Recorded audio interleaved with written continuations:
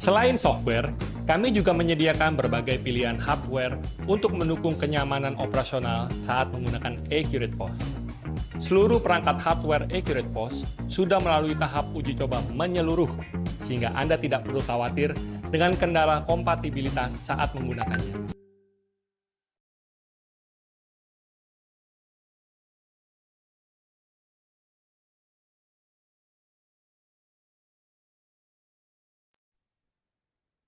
Oke, selamat sore semuanya Bapak Ibu. Setelah saya lihat di sini sudah ada 1.500 peserta yang sudah join di webinar sore hari ini. Oke, di sini karena sudah waktunya di jam 15:15, eh, kita mungkin akan bisa langsung mulai acara webinar sore ini. Untuk Bapak Ibu, mungkin dipersilahkan untuk disiapkan cemilannya karena kita selesai acara ini sampai jam kemungkinan itu 16:40 sampai 45 menit, Bapak Ibu. Oke. Oke, sebelumnya saya ucapkan selamat sore Bapak Ibu semuanya. Apa kabar sore hari ini? Oke, semoga semuanya dalam kabar yang baik-baik aja. Banyak pepatah mengatakan, tak kenal maka tak sayang. Jadi izinkan saya perkenalkan diri. Perkenalkan, nama saya Elma Alfiana. Bisa sapa saya dengan Kak Elma. Saya yang akan memandu jalannya acara webinar siang hari ini. Oke, webinar kita pada kali ini adalah dengan topik strategi dan pola pikir agar bisnis F&B naik kelas. Oke, jadi di sini nanti kita akan mendengarkan pemaparan langsung dari para narasumber yang tentunya kompeten di bidangnya.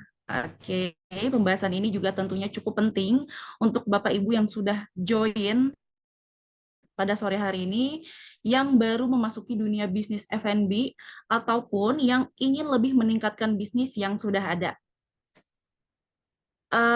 Mungkin sebelum saya lanjut, apakah suara saya sudah jelas? Kalau udah jelas, mungkin boleh dibantu di kolom komentarnya, Bapak Ibu. Oke, terima kasih yang sudah respon, Pak Albert. Oke, kalau gitu saya lanjut. Untuk itu, mari kita diskusi bareng ya, Bapak Ibu, dengan pemateri kita yang sudah hadir di tengah-tengah kita. Tapi sebelum itu, supaya kita saling mengenal, saya persilahkan Bapak Ibu untuk bisa on cam atau on kamera selama acara berlangsung. Jadi supaya kita ini bisa saling mengenal ya Bapak Ibu. Bisa saling mengenal, bisa saling menyapa, dan saya juga bicaranya tidak seperti sendirian. Oke, lalu yang kedua, mohon mematikan mic-nya selama acara berlangsung agar tidak mengganggu peserta yang lainnya. Jadi mungkin ada Bapak Ibu yang lagi di jalan, lalu mepet mau mendengar acara kita, boleh di mute dulu untuk Zoom-nya. Oke, lalu yang ketiga, jika ada pertanyaan bisa langsung dituliskan di kolom komentar, nanti akan saya bacakan atau dibantu dengan tim kami, Bapak Ibu. Oke, selain itu kita juga punya surprise, Bapak Ibu. Jadi untuk tiga partisipan yang aktif selama sesi berlangsung akan ada saldo e-money untuk Bapak Ibu. Jadi jangan ragu untuk aktif, boleh bertanya atau boleh share experience-nya ya, Bapak Ibu ya. Seperti itu. Jadi untuk yang bertanya boleh disebutkan namanya, terus dari mana lokasinya. Kalau mau sebutkan umur juga boleh, Bapak Ibu. Oke, kalau gitu Bapak Ibu, saatnya kita sambut untuk speaker kita yaitu Kak Kenneth Sukmana. Jadi beliau ini lulusan dari Blue College of Hospitality Management dan merupakan seorang business owner kurang lebih 15 tahun di dunia F&B. Wow. Jadi pengalamannya udah lumayan banget nih Kak Kenneth ini. Jadi udah nggak perlu diragukan lagi ya Bapak Ibu untuk background beliau ini. Mungkin saya undang langsung untuk Kak Kenneth masuk kali ya. Jangan lupa juga untuk di on cam-nya Kak Kenneth. Oke, halo semuanya. Thank you Kak Halo, Alma halo. buat intronya. Siap, Eh, siap. Thank you semuanya udah hadir di acara Accurate. Senang banget buat saya bisa berbagi pengalaman dan knowledge tentang F&B kepada saya assume di sini pasti orang yang udah usaha atau mungkin yang baru mau usaha F&B lagi consider. Saya harap apa yang saya bagikan hari ini bisa ngebantu kalian. Oke, siap Kak Kenneth. Sebelumnya Kak Kenneth ini apa kabar sih sampai hari ini? Oh baik dong, baik, selalu Baik baik. ya. Amin. Oke, sekarang lagi sibuk apa sih? Lagi fokus kembangin bisnis F&B apa aja Kak Kenneth? Oke, mungkin aku cerita sedikit background aku Boleh. ya. Tadi Kak Alma udah mention gitu. Aku lulusan dari William Blue College of Hospitality di Sydney, Australia. Aku Oke. diplomnya itu chef, jadi aku secara secara qualified chef. Dan habis itu Oke. aku ambil Bachelor Business and Hospitality Management. Nah, Oh, setelah itu aku sempat kerja berapa tahun di Hotel Bintang 5 di Australia. Dan aku decide buat pulang. Habis itu aku sempat buka restoran, juice bar, healthy food, dan masih banyak lain lah gitu ya, masih banyak lain. Dan hmm. sekarang ini currently saya lagi partner dengan Lemonilo. Jadi kita lagi Oke. building F&B ekosistem yang baru sih gitu. Oke, siap, siap, siap. Oke. Selain kembangin bisnis nih, kira-kira kadang kalau lagi ada waktu senggang ini, Kak Kena tuh sering review-review makanan nggak sih? Karena kan sekarang lagi banyak banget ya, lagi hype banget review-review makanan. Sering review-review gitu nggak sih? Enggak sih, review dalam hati Enggak aja ya? lah ya. Karena kita Oke. sebagai maksudnya saya ngerti lah ya, saya sebagai di sisi lain gitu sebagai Ya, bisnis. Di review itu penting, tapi kayak memang memang kalau misalnya apalagi di dunia algoritma seperti sekarang, saat misalnya oke tujuannya baik gitu ya, kita mau kasih masukan gitu. Jadi kalaupun saya ada masukan, biasanya saya DM atau saya WA. Tapi saya siap. nggak pernah sih Mantap. ngepost kayak di Google Review gitu, karena ya Google Review kan ngaruh banget ke algoritma gitu loh. Betul, Kita karena tulis banyak, dua, dia turun dan lain seperti itu. betul, banyak pro Hmm. dan kontra juga kalau kita Banyak pro share dan juga kontra. ya. Oke, Betul, tapi siap-siap. ya any feedback mesti diterima lah. Karena sampai detik ini pun saya masih suka dapet dan ya itu ya the good thing buat digital world sekarang kita bisa tahu. Kalau dulu mungkin nggak tahu tiba-tiba ya customer udah nggak datang ya tiba-tiba gitu. Oke, siap-siap. Terus gimana sih dengan performa di tahun 2024 ini? Apakah cukup challenging gitu untuk Kak Kenneth? Mungkin mungkin nggak lebih ke personal, tapi mungkin lebih ke ini ya F&B landscape di Indonesia gitu ya. Kan meskipun 2024 nih baru mulai, tapi Iya, tahun 2023 ini retail kan baru bangkit dari COVID ya gitu ya. Saya lihat yap, ada perubahan behavior in terms of brand. Jadi mungkin nggak lagi tentang produk gitu in particular, tapi brand dengan storytelling yang menarik karena digital kan makin makin kuat. Jadi kita bayangin dari tadi mungkin let's say ya gitu ya di 2022 cuman let's say 10.000 brand gitu ya. Mungkin di 2023 itu ada 30.000 brand dan mereka berlomba-lomba gitu iya, keluarin konten buat narik perhatian customers. betul, Udah gitu produk enak aja udah nggak cukup. That's for sure sih kalau betul. itu. Ya. Oke, jadi nggak sabar nih mau dengerin insight-nya hari ini dari Kak Ya, Kenneth. Ya udah, paling kalau kayak gitu saya persilakan langsung oke. waktunya untuk Kak Kenneth dipersilakan untuk materinya. Oke. Oke, siap. Saya share screen. Mungkin nggak semuanya udah bisa lihat? Sudah bisa lihat, aman. Oke, udah aman ya. Oke. Em, aku mulai aja. Jadi sesuai temanya yang kita benar-benar sama-sama mau share hari ini tuh tentang bisnis F&B naik kelas. Menurut saya ini interesting banget karena saya udah pikirin hal ini cukup lama. Jadi saya pernah di posisi inilah seperti teman-teman yang lagi ikut webinar ini sekarang gitu. Saya selalu wondering kayak ya saya selalu gagal, mostly kan gagal ya gitu ya. Makanya kita selalu ada yang selalu kita pelajarin di setiap bisnis. Nah, dari situ saya selalu cari cari pengetahuan lah. Saya selalu hunger ya. Mungkin dulu webinar nggak sampai sekarang, tapi even sampai sekarang pun webinar tentang F&B itu sedikit. Kalau saya boleh bilang ya, sedikit. Dan setelah saya ikutin cukup banyak beberapa gitu ya, banyak yang Bukan kurang kredibel, tapi kurang sesuai dengan fakta di lapangan. Jadi contoh misalnya kita bilang, oke, cara A pasti rame. Karena dia nggak pernah gagal dia ngelakuin cara A, jadi cara itu di-assume itu berhasil. Padahal enggak. Padahal cara A itu berlaku hanya untuk case-nya dia saja. Jadi bisnis F&B itu sangat unik banget kalau boleh saya bilang gitu.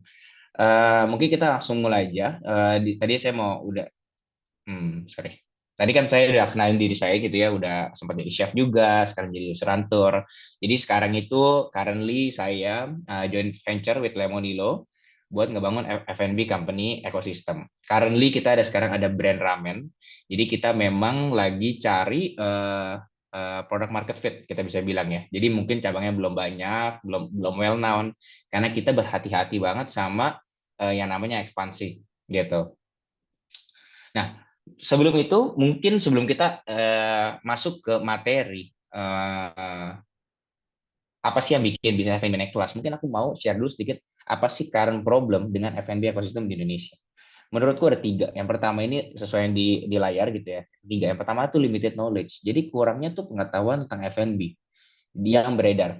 Yang beredar dan baik ya. Baik dari secara marketingnya, baik dari secara operasionalnya gitu. Mungkin saya yang beruntung enough bisa dapat knowledge gitu dari saya sekolah dan itu pun juga nggak semuanya bisa dipakai, nggak semuanya bisa karena yang diajarin hanya bayangan general. Tetap namanya terjun langsung di lapangan itu beda banget. Jadi buat pengusaha F&B banyak udah nggak limited knowledge dan mereka langsung mulai usaha karena dengan ini nyambung yang ke poin kedua, success story. Sebenarnya nggak salah dengan success story ya. Cuman ini menurutku yang disalah kaprah tentang yang consume ya. Jadi begitulah success story. Sama ya, kayak mungkin webinar tadi yang saya cerita gitu ya. Jadi mereka berdasarkan pengalaman mereka, mereka bisa garanti, oke, kita jualan ayam goreng pasti laku. Dan ini saya masih dapat banget, sering banget dapat komen-komen kayak gini gitu ya. Saya kan suka bagian konten-konten gitu di TikTok ya. Selalu omongan paling gampang apa? Jual ayam goreng pasti rame. Jual jual warteg pasti rame ya, coba aja gitu loh, coba aja suruh buka warteg, coba aja suruh buka ayam goreng, belum tentu rame karena nggak segampang itu gitu loh, karena nggak segampang itu. Mungkin salah satu taktik belum tentu benar, mungkin iya gitu ya, tapi right time, right moment, right place itu penting banget gitu loh. Jadi seringkali juga termakan dengan success story dan kita langsung oke, kita langsung bisa buka nih gitu loh, maksudnya tanpa do another research. Nah ini juga nyambung ke poin yang ketiga, yaitu low barrier of entrance. Maksudnya apa sih? Jadi kalau kita mau buka usaha F&B, regulasinya tuh gampang banget. Nggak kayak mungkin kalau misalnya ini buka buka regular, mungkin buka perusahaan software kayak akhirnya jauh lebih seru sekali, lebih sulit lah gitu. Buka F&B, oke, kita punya ide, kita bisa masak, kita bisa branding, nah oke, kita bisa buka gitu. Karena nggak ada um, banyak regulasi, ngebuat ada bagusnya, obviously gitu ya, orang jadi bisa langsung mulai usaha. Tapi on the downside-nya itu kita buka bisnis tanpa pikir panjang. Padahal harusnya kita bisa di-challenge, oke, karena ini butuh regulasi yang ketat. Jadi kita harus ngelakuin lebih baik. Nah, kira-kira seperti itu.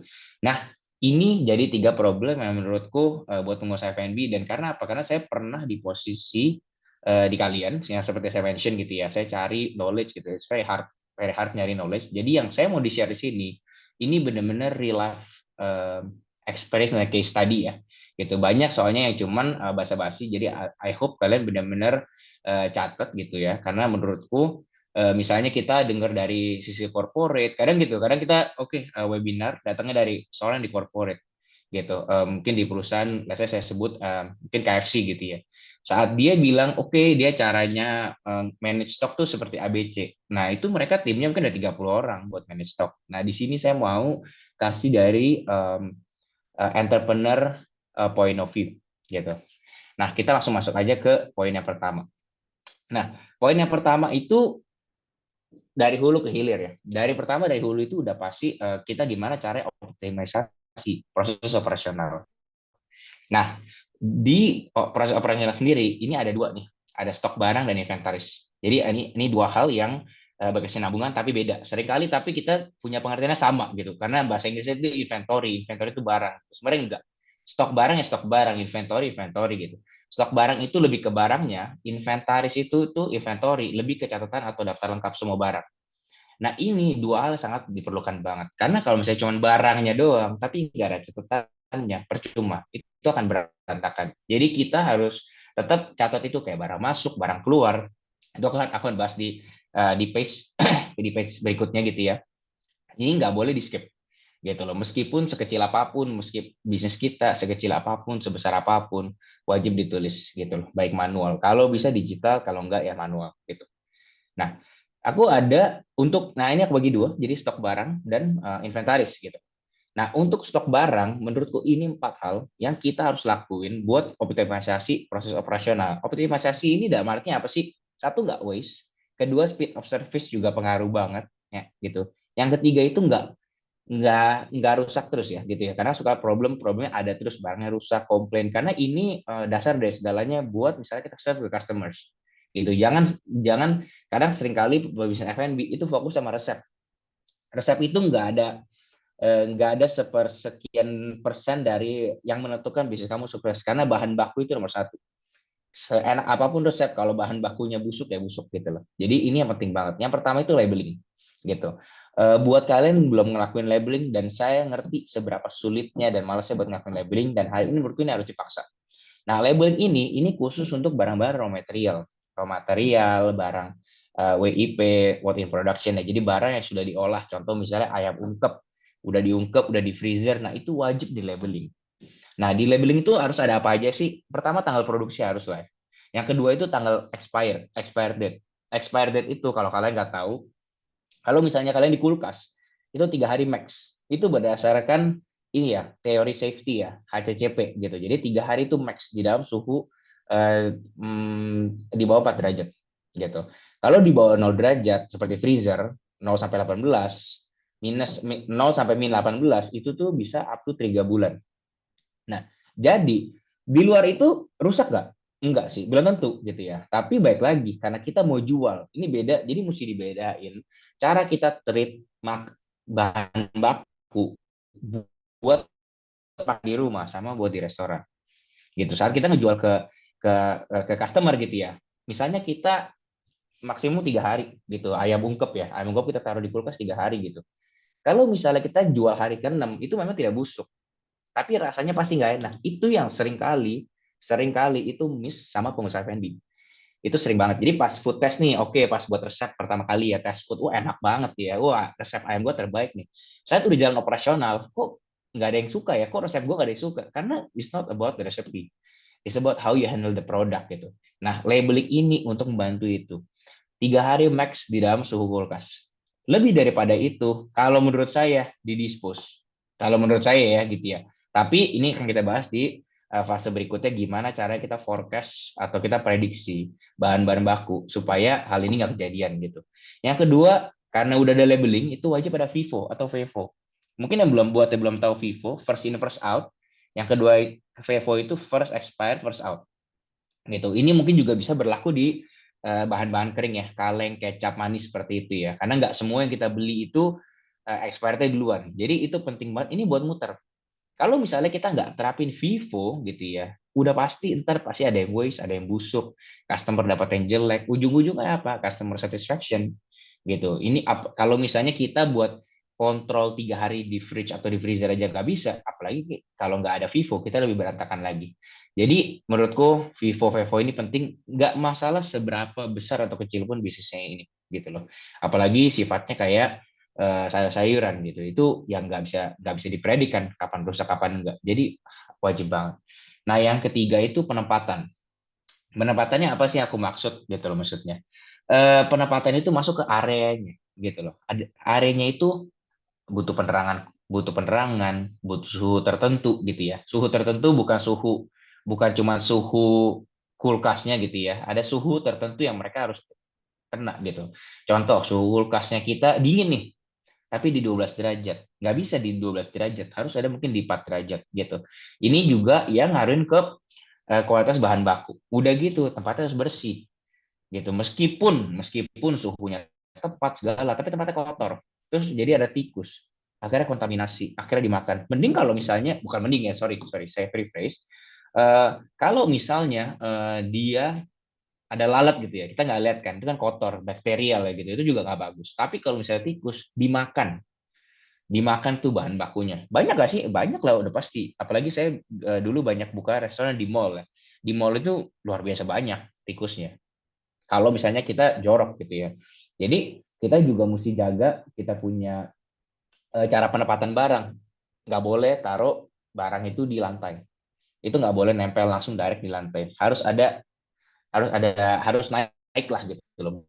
Mungkin bisa dikasih bangku atau apa kira-kira seperti itu ya. Nah, penempatannya juga penting. Nah, yang keempat, yang tadi saya mention juga, suhunya penting banget. Jadi nggak semua itu suhunya itu baik di suhu dingin. Jadi contoh misalnya kayak, oh ya wortel, taruh di, atau bawang bombay, taruh di kulkas. Bukan berarti taruh di luar itu bakal lebih efektif, atau bakal lebih tahan lama, atau nggak busuk. Nggak juga. Ada beberapa barang yang memang tahan di dry storage gitu, meskipun itu barang-barang fresh. Jadi pas untuk optimalisasi stok barang, ini 4 yang harus ada dan masih banyak lagi, jujur aja gitu ya. Masih banyak perintilan-perintilan lain, tapi kalau misalnya kalian sudah master di 4 aspek ini, kalian udah pasti naik kelas. Itu udah pasti karena ini banyak banget hal yang tidak dilakukan sama pelaku-pelaku bisnis.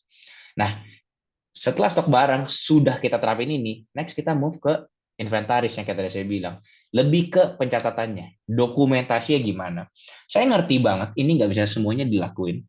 Pasti banyak lah, ada yang kekurangan manpower, ada yang ada yang nggak ngerti gimana caranya gitu. Makanya banyak sistem yang bisa support ini sebenarnya gitu. Nah, nah, pertama itu tadi saya bahas masalah forecast. Nah, di forecast ini kalian harus sudah tahu, oke, dalam sebulan ini saya pakai berapa banyak gitu loh, berapa banyak. Let's say misalnya 100 kilo lah, 100 kilo 1 bulan gitu ya. Kalau memang itu bisa di freezer habis dalam waktu 1 bulan, ya of course kita harus beli 100 kilo dan kita freezer. Kalau kita nggak cukup, ya kita masukin di kulkas. Jadi penting banget buat tahu, meskipun kita tahu, tapi kita nggak pernah tertulis. Itu sehingga terjadi gitu. Kita tahu nih, kita seminggu itu pakai berapa sih? Nah, kalau misalnya kita nggak ada sistem, pasti kan repot. Kita mesti catat satu-satu ya, gitu. Tidak catat manual atau catat di Google Sheet atau Excel lah gitu loh. Atau bisa juga seperti kayak di sistem Accurate gitu loh. Begitu kita masukin PO, ya itu udah ke record sendiri lah gitu. Oke, barangnya dalam 1 bulan ini saya cuma tinggal ketik durasinya kayak kita lagi belanja di Tokopedia something gitu, kita bisa tahu oh kita belanja apa aja gitu. Terus oh ya saya juga lupa mention kalau saya juga pakai sistem Accurate ini udah 3 tahun, jadi saya ngerti banget maksudnya kegunaan sistem ini gitu. Nah, yang kedua itu database. Mungkin database ini lebih ke database barangnya, mungkin data barangnya. Nah, di sini itu wajib banget konsisten. Wajib banget di inventaris ini kita tuh selalu beli dari, kalau bisa ya, supplier yang sama, dan harus banget apa, merek yang sama gitu loh. Jadi supaya nggak berubah-berubah. Bayangin kalau misalnya kita inventarisnya nih belinya barang beda-beda. Saya beli susu, ada kadang merek Greenfield, kadang merek Ultra gitu ya. Itu ngaruh kemana? Itu nggak bakal optimize proses operasional karena setiap dari merek itu punya rasa yang berbeda-beda. Rasa yang berbeda-beda pasti ntar adjust lagi. Begitu harus adjust ke resep, nggak mungkin optimize. Namanya optimize itu kan optimisasi itu kan less effort, maksimal outcome gitu ya. Tapi kalau misalnya kita berkutat sama hal kayak, oh ya nih kita mesti adjust lagi, itu nggak akan bisa terjadi optimisasi gitu loh. Jadi kita harus usahain banget ya, pakai spek yang sama. Gitu. Jadi kalau misalnya kalian jual ayam goreng, kalian udah tahu nih, oke, yang ukurannya ada nomornya lah, saya lupa ya, berapa belas gitu. 200 gram ke atau berapa. Jadi supaya kalian nggak ganti-ganti. Nah gitu, apalagi kalian nggak punya sistem. Kalau kalian punya sistem mungkin masih bisa, tapi kalau nggak punya sistem, merek sama, ukuran sama, dan penting banget juga satuannya. Jadi misalnya sekarang kalian belinya ayamnya per kilo, besok kalian jangan beli ayam per karton. Atau misalnya saus kecap gitu, udah beli botolnya kecap Bango nih, oke Bango ukuran 250 mili, ya udah pakai Bango 250 mili terus, jangan beli 250 mili, besok beli botol, besok belinya lagi saset ulang. Nah, itu susah buat optimize kalau misalnya kita nggak konsisten. Kunci dari operasional, menurut saya bukan cuma F&B, tapi F&B itu salah satu yang tersulit di operasionalnya. Kita wajib banget mesti konsisten. Konsisten pemakaiannya, konsisten mereknya gitu ya. Kalau memang kita udah ketemu, konsisten UOM-nya, unit of measurement. Jadi kalau misalnya kita udah record nih, barang datang kita beli per kilo gitu ya, kita harus pakai kilo terus. Jangan kadang kilo, kadang box, kadang pack, kadang kardus gitu ya. Itu nggak akan nimbulin kelancaran di operasional karena harus selalu recalibrate terus, harus selalu diulang lagi gitu. Nah, yang ketiga, supaya sistem inventaris ini lancar, nah haruslah kalian pakai PR, PO dan GR. Nah, ini saya jelasin sedikit untuk kegunaannya gitu ya. PR itu purchase request gitu loh. Jadi supaya begitu misalnya kalian atau tim kalian mau beli barang sesuatu, kalian ngelakuin purchase request. Jadi kalian request dulu barangnya. Setelah misalnya sudah di-approve oleh atasannya, baru di PO. PO itu purchase order, baru beli. Nah, setelah beli, barangnya datang, baru di GR, goods received. Nah, setelah goods received, barulah itu terrecord sebagai pembelian. Karena bisa juga dong, misalnya kita kalau PR nih, di-approve sama sama sama kita gitu sebagai atasan gitu ya. Jadi tim kita masukin PR, kita approve, habis itu PO jalan. Nah, PO jalan kita approve lagi. Kadang-kadang kan belum tentu dibeli. Bisa juga pas keluar PO barangnya nggak jalan, barangnya nggak ada, jadi akhirnya nggak terjadi. Nah, supaya tidak terrecord sebagai pembelian, makanya perlu lagi sistem di ujung namanya goods received. Gitu. Ini salah satu yang harus ada banget supaya kalian nggak kecolongan lagi. Karena sering banget dong dengar berita tentang pebisnis gitu ya, kayak oh ya dia beli duit pakai duit saya, misalnya dia beli barang ternyata dikirimnya nggak ke restoran, dikirimnya ke rumahnya gitu ya, ternyata dia beli A B C ditagih ke saya karena mereka nggak punya sistem. Jadi sistem ini penting banget. Jadi mungkin kelihatannya oh kompleks ya, udah pasti sistem itu pasti kompleks di awal, tapi abis itu pasti lancar banget.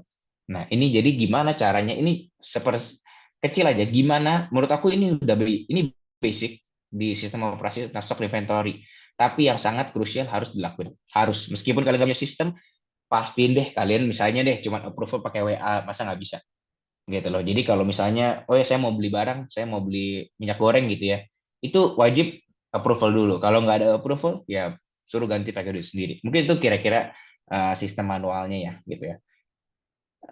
Setelah itu stock inventory. Nah, untuk masuk yang ke fase kedua ini, aku mau share tentang gimana cara mempertahankan kualitas dan inovasi produk. Nah, di page ini masih tentang mempertahankan kualitas. Karena udah pasti ini jadi kendala buat semua pelaku usaha F&B. Like semua gitu. Konsistensi problem.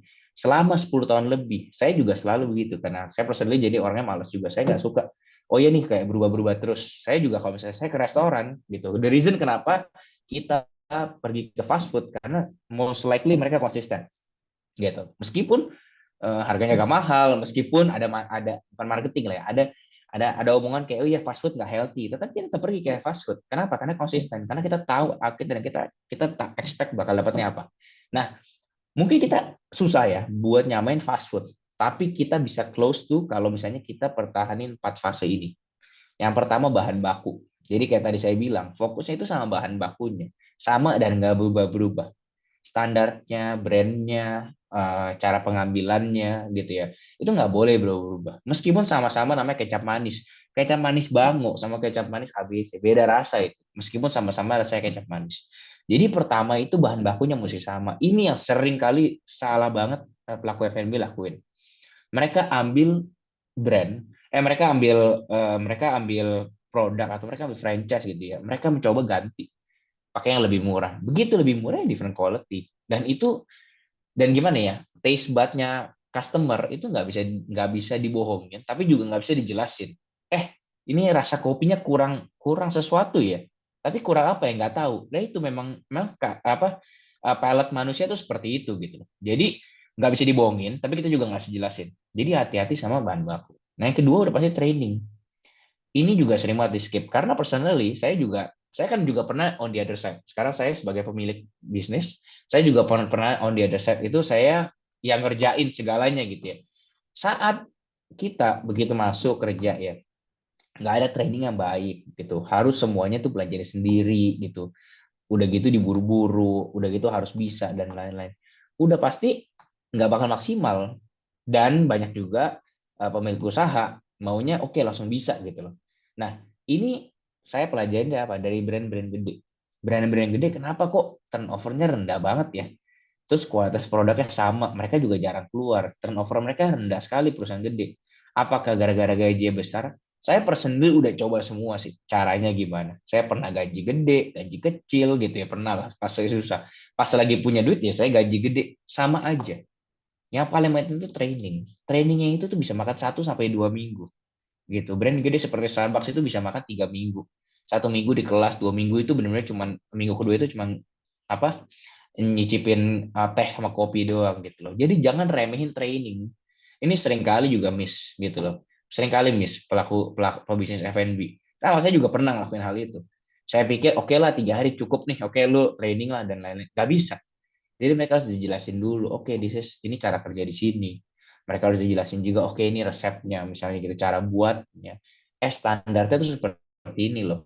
Karena misalnya sama-sama pernah kerja di ayam goreng gitu. Mungkin beda di sana ayam goreng gorengnya sampai gosong. Di sini gorengnya goreng light gitu ya. Maksudnya warnanya masih agak kuning gitu. Beda. Dan salah nggak? Enggak gitu. Tapi seringkali sebagai pebisnis kita nyalahin mereka nggak bisa masak. Masa ayam gorengnya gosong gitu loh. Padahal enggak, di kerjaan sebelumnya mereka disuruh masak ayam goreng sampai hitam. Salah nggak? Nggak juga, banyak kok ayam goreng yang hitam tapi rame. Ini salah satunya ada nih gitu di dekat-dekat rumah gitu. Rame banget, viral banget gitu loh. Ayam goreng hitam, kol gorengnya hitam. Tapi laku. Kenapa gitu loh. Nah, itu yang jadi makanya kita harus fokus banget sama training, jangan di-miss. Nah, yang ketiga udah pasti SOP ya. SOP ini tertulis gambar beserta detailnya semua. Udah ada SOP aja itu belum tentu dilakukan, apalagi nggak ada SOP cuman verbal, kita pasti lupa. Jadi buat saya kualitas udah pasti SOP, dan saya yakin saya nggak terlalu banyak lah di sini karena ini yang selalu digawangkan kan, oh iya harus buat SOP SOP SOP gitu ya, tapi yang mungkin nggak dijelasin apa sih, apa setelah SOP? Emang SOP itu magic? Emang SOP itu magic yang yang yang notabene itu begitu kita lakuin habis itu saya semua enggak. Nah, ini yang sering kali nggak ada berikutnya. Supervisinya yang nggak ada. Bukan supervisinya nggak ada, sorry. Supervisinya tidak pernah dimention. Gitu loh. Nah, jadi selalu dimentionnya SOP, SOP, SOP. Pengecekan detailnya 2 sampai 4 minggu setelah SOP diterapin. Itu fase krusial. Saat udah ngelakuin pengecekan secara intens selama 2 sampai 4 minggu, dan itu akan jadi habit. Setelah jadi habit, itu baru nempel di mereka, gitu ya. Tapi ini nih satu kesenian semua. Kalau trainingnya nggak bagus, habis dikasih SOP, boro-boro 2 minggu, mungkin 3 hari udah keluar. Jadi penting banget nih buat disupervisi. Karena kita bisnis F&B itu yang bergantung sama human, sama people gitu ya. Kita sangat bergantung banget sama, kita bukan robot gitu ya, jadi kita bergantung sama mereka. Nah, kita nggak bisa pakai cara diktator. Oh ya, kalau lu nggak bisa suruh ganti ya, then lu out gitu, nggak mungkin bisa. Yang kita sebagai business owner harus lakuin apa? Kita harus equip mereka, kita harus train mereka, kita harus ajarin mereka, dan kita jangan lupa kita harus ngecek kerjaan mereka. Jangan kita nggak ngecek nih 2 sampai 4 minggu, dan minggu kelima kita cek jelek, kita pecat mereka, itu salah kita for sure. Jadi kita harus melakukan pengecekan. I hope kalian semua dapat gambaran di sini, dan ini menurut aku praktikal banget gitu. Nah, untuk berikutnya buat inovasi produk, ini aku juga ada satu framework yang kalau misalnya kita mau inovasi produk, mau buat produk baru, kan apalagi sebagai bisnis F&B kita harus banget ikutin the market gitu ya. Jadi yang pertama itu udah pasti kita cari trending. Nah, pas begitu trending, kita terapin ATM, amati tiru modifikasi. Contoh ya, contoh misalnya kalian jual kopi gitu. Ini contoh aja guys, ini contoh, literally contoh ya. Contoh kita coffee shop lah gitu misalnya. Terus kemarin yang sempat viral kan ada kromboloni. Ya kita bisa jual kromboloni gitu loh. Orang mungkin kemarin sempat sempat buah siram coklat gitu misalnya. Ya kita harus get the momentum gitu. Kita harus get the momentum. Kita ambil yang lagi viral, yang kita kira-kira cocok sama brand kita. Karena nggak semua cocok. Contoh saya ada brand ramen, pas buah coklat siram coklat itu nggak cocok sama ramen. Jadi of course saya nggak ambil gitu loh. Terus kromboloni juga nggak cocok sama ramen. Udah jadi saya nggak ambil gitu loh. Tapi kalau saya coffee shop ya bisa. Nah, seberapa cepat kita bisa saat kita inovasi produk gitu ya, kita mesti cepat. Mungkin oke, hari ini keluar nih, kita nggak bisa R&D-nya kayak sebulan gitu. Kita di F&B sebagai pelaku ini ya SME ya, small medium enterprise, UMKM, bukan UMKM loh, UMKM mungkin yang seperti middle lah gitu ya, bukan grup gede, tapi kita pebisnis F&B, kita mesti cepet. Itu yang ngebedain kita daripada corporate. Tapi kalau misalnya kita aja nggak serius dengan bisnis F&B kita, buat produk baru kita makan 1 bulan. Ngapain aja 1 bulan gitu loh. Kalau kalian kita benar-benar serius ngerjain produk baru, kita keluarin dalam waktu 3 hari, 4 hari. Gitu, kita catch the momentum. Nah, tapi ada tiga golden rules yang saya selalu pegang pas saya buat produk F&B. Karena buat produk kan susah, gitu ya. Males lah kalau cuma buat produk sebentar atau nggak maksimal. Ujungnya pasti berantakan gitu. Pertama ada 3 SEC, sustainable, efficient, dan konsisten. Sustainable pasti itu bisa dijual dalam jangka panjang. Bahan bakunya juga ready gitu ya, nggak terbatas kayak let's say kita jual waktu itu sempat rame jualan mango gitu misalnya. Menurutku brand mango itu lumayan susah gitu, kecuali kita punya benar-benar supply yang tidak terputus. Sedangkan kita harus tahu mango itu, mangga itu sangat musiman banget. Jadi bayangin kalau misalnya lagi nggak musim, rasanya nggak manis. Gimana cara jualan jus mangga tapi nggak manis? Dan jangan expect customer bakal ngertiin ya, oh iya mangganya lagi nggak ini ya, lagi nggak musim, nggak manis, nggak apa-apa. Nggak mungkin dia udah beli di toko kamu gitu ya, dia dapat nggak manis, dia kasih bintang 2 udah pasti ke Google review. Bintang 1 dulu Zomato lah zamannya gitu ya. Seperti itu. Nah, jadi mastiin dulu bahan bakunya sustainable gitu dan bisa nggak sih dilakuin terus-menerus jangka panjang. Yang kedua udah pasti mesti efisien. Saat kita buat produk baru atau produk lama, bukan produk baru doang lah, produk yang kita baru mau jual, brand kita baru mau buka, efisien nggak sih waktu pembuatannya? Gitu. Kalau misalnya kita jualan ayam, oke ayam kita enak banget nih, tapi proses masaknya 5 jam. Bisa nggak sih ayam itu kita tetap serve dengan kualitasnya sama, tapi nggak makan waktu 5 jam? Ya 15 menit lah. Itu standar penyajian makanan, 15 sampai 30 menit. Lebih daripada itu pasti customer marah. Udah pasti. Gitu loh. Kalau misalnya brand gede itu 7 sampai 12 menit gitu. Nah, jadi 15 sampai 30 menit itu max. Nah, meskipun rasanya enak banget, tapi kalau nggak bisa efisien dalam waktu penyajiannya, jangan mulai jual.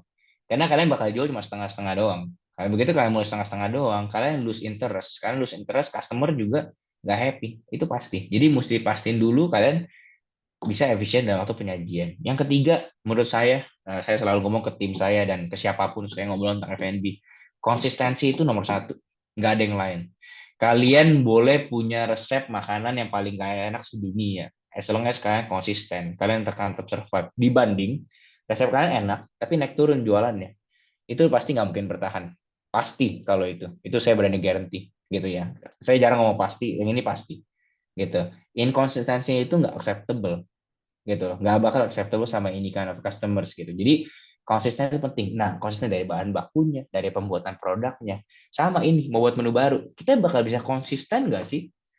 Oke, kayak misalnya mangganya sustainable. Tapi bahan bakunya konsisten atau enggak? Kalau bahan bakunya nggak bisa konsisten, nggak mungkin bisa gitu loh. Biasanya kita jual jual nasi goreng, kita nggak bisa konsisten. Kadang berasnya perah atau benyek, nggak akan workout. Jadi kita harus bisa make sure prosesnya itu konsisten. Dan itu baru gimana caranya kita selain kualitasnya kita pertahanin bagus dan inovasi produk. Jadi jangan sampai kalian bawa waktu. Oke?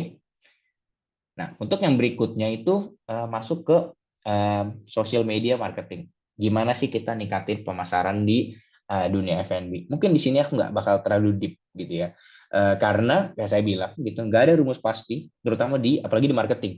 Di operation masih mungkin, tapi di marketing udah pasti enggak. Jadi memang setiap brand harus ketemu strongnya masing-masing gitu ya.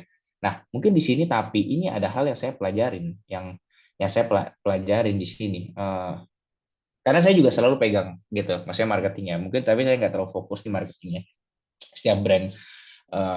Karena nggak semua butuh juga. Contoh misalnya kayak, oh kalau misalnya kita lokasinya bagus di sebelah pasar gitu, atau kayak dulu saya pernah buka di mall gitu ya. Kita nggak gitu butuh marketing. Jadi makanya kenapa rumusnya itu mesti disesuaikan dengan tempatnya gitu. Nah, menurutku tapi ada 4 sih. Ini sering banget miss. Jadi yang pertama itu konsisten juga nih. Konsisten. Memang selalu saya tertarik banget sama kata-kata konsisten gitu. Yang sering kan terjadi apa? Oh kita ngepost, nggak ada traction, dan kita stop. Itu sering banget gitu loh. Padahal nih kita kalau buka Instagram, kita buka Instagram atau sosial media, kita udah dikasih tahu, in order to perform, kalau mau perform sosial medianya itu harus ngepost gitu. Maksudnya ngepost terus kan, gitu every day gitu ya. Tapi nggak bisa orang gitu loh. Jadi pertama kita harus konsisten dulu. Kita konsisten selama 30 hari. Nah, setelah itu bukannya stop, tapi review dulu. Oke ya, paling bagus apa? Yang tipe konten seperti apa sih? Kan ada konten pilar, ada education, ada entertainment, ada tentang produk, hard selling, ada tentang promotion gitu ya. Dari 4 ini, yang paling laku tuh yang mana sih? Kan sekarang social media metrics kan bisa dilihat langsung ya gitu ya. Back in the day, 10 tahun lalu sulit sih buat lihat itu gitu. Sekarang kan gampang, kita bisa lihat, oke, konten yang ini di-share sama orang, konten yang ini di-save sama orang. Ya konten yang di-share udah pasti apa? Yang relate ke mereka. Atau misalnya mereka mau ngajak temennya. Kayak ada promotion gitu ya. Meskipun bahaya juga sih promotion terus ya gitu. Cuman, akhirnya kita review. Oke, apa yang nggak bagus? Konten-konten mana yang nggak bagus gitu. Nah, yang kedua, pas kita buat konten, misalnya kita buat konten, yang paling itu tuh audience centric. Jadi kita harus taruh posisinya yang nonton itu kayak kita yang mau lihat brand. Pasti kan kita juga punya preference dong, brand-brand seperti apa yang kita suka gitu. Kita kalau misalnya kita nih sebagai F&B ya, kita showcase terus produk kita. Produk gitu. Kalau produk terus, udah pasti nggak bakal bagus, nggak perform, nggak bakal jualan, nggak tahu gitu ya. Cuman maksudnya nggak bakal perform secara social media metrics karena terlalu hard sell. Nah, jadi yang harus ditonjolin apa? Itu dari point of view kita sebagai manusia. Jadi tahun 2024 ini, menurutku nggak ada alasan lagi buat setiap brand F&B itu nggak dari point of view sebagai seseorang. I hope kalian nangkep perbedaannya ya. Jadi kalau misalnya dulu itu mungkin, oh ya kalau ngepost nih, berasa banget admin yang ngepost. Berasa banget bukan orang. Tapi tahun 2024 udah pasti yang lebih works itu saat ceritanya kayak ownernya yang ngepost. Bukan kehidupan pribadi yang punya ya gitu ya. Tapi kayak, oh ini benar-benar realita yang terjadi di brand tersebut. Nah, itu penting banget karena itu di audience centric orang lebih kena gitu loh. Nah, yang ketiga itu baik ini video, teks atau gambar gitu ya. First 3 seconds itu segalanya. Bayangin ya ada informasi sebanyak ini di sosial media gitu ya. Kalian kalau ambil data analytics gitu ya, memang kelihatannya Instagram itu is very powerful nah, TikTok itu very powerful nowadays gitu ya. Tapi kontennya juga makin banyak sekarang gitu loh. Dulu mungkin cari followers 30.000 gampang. Sekarang cari followers 10.000 susah. Tahun depan cari 1.000 followers juga bakal lebih susah lagi gitu loh. Jadi kita itu berebutan konten, kita itu berebutan attention dan udah scientific ya.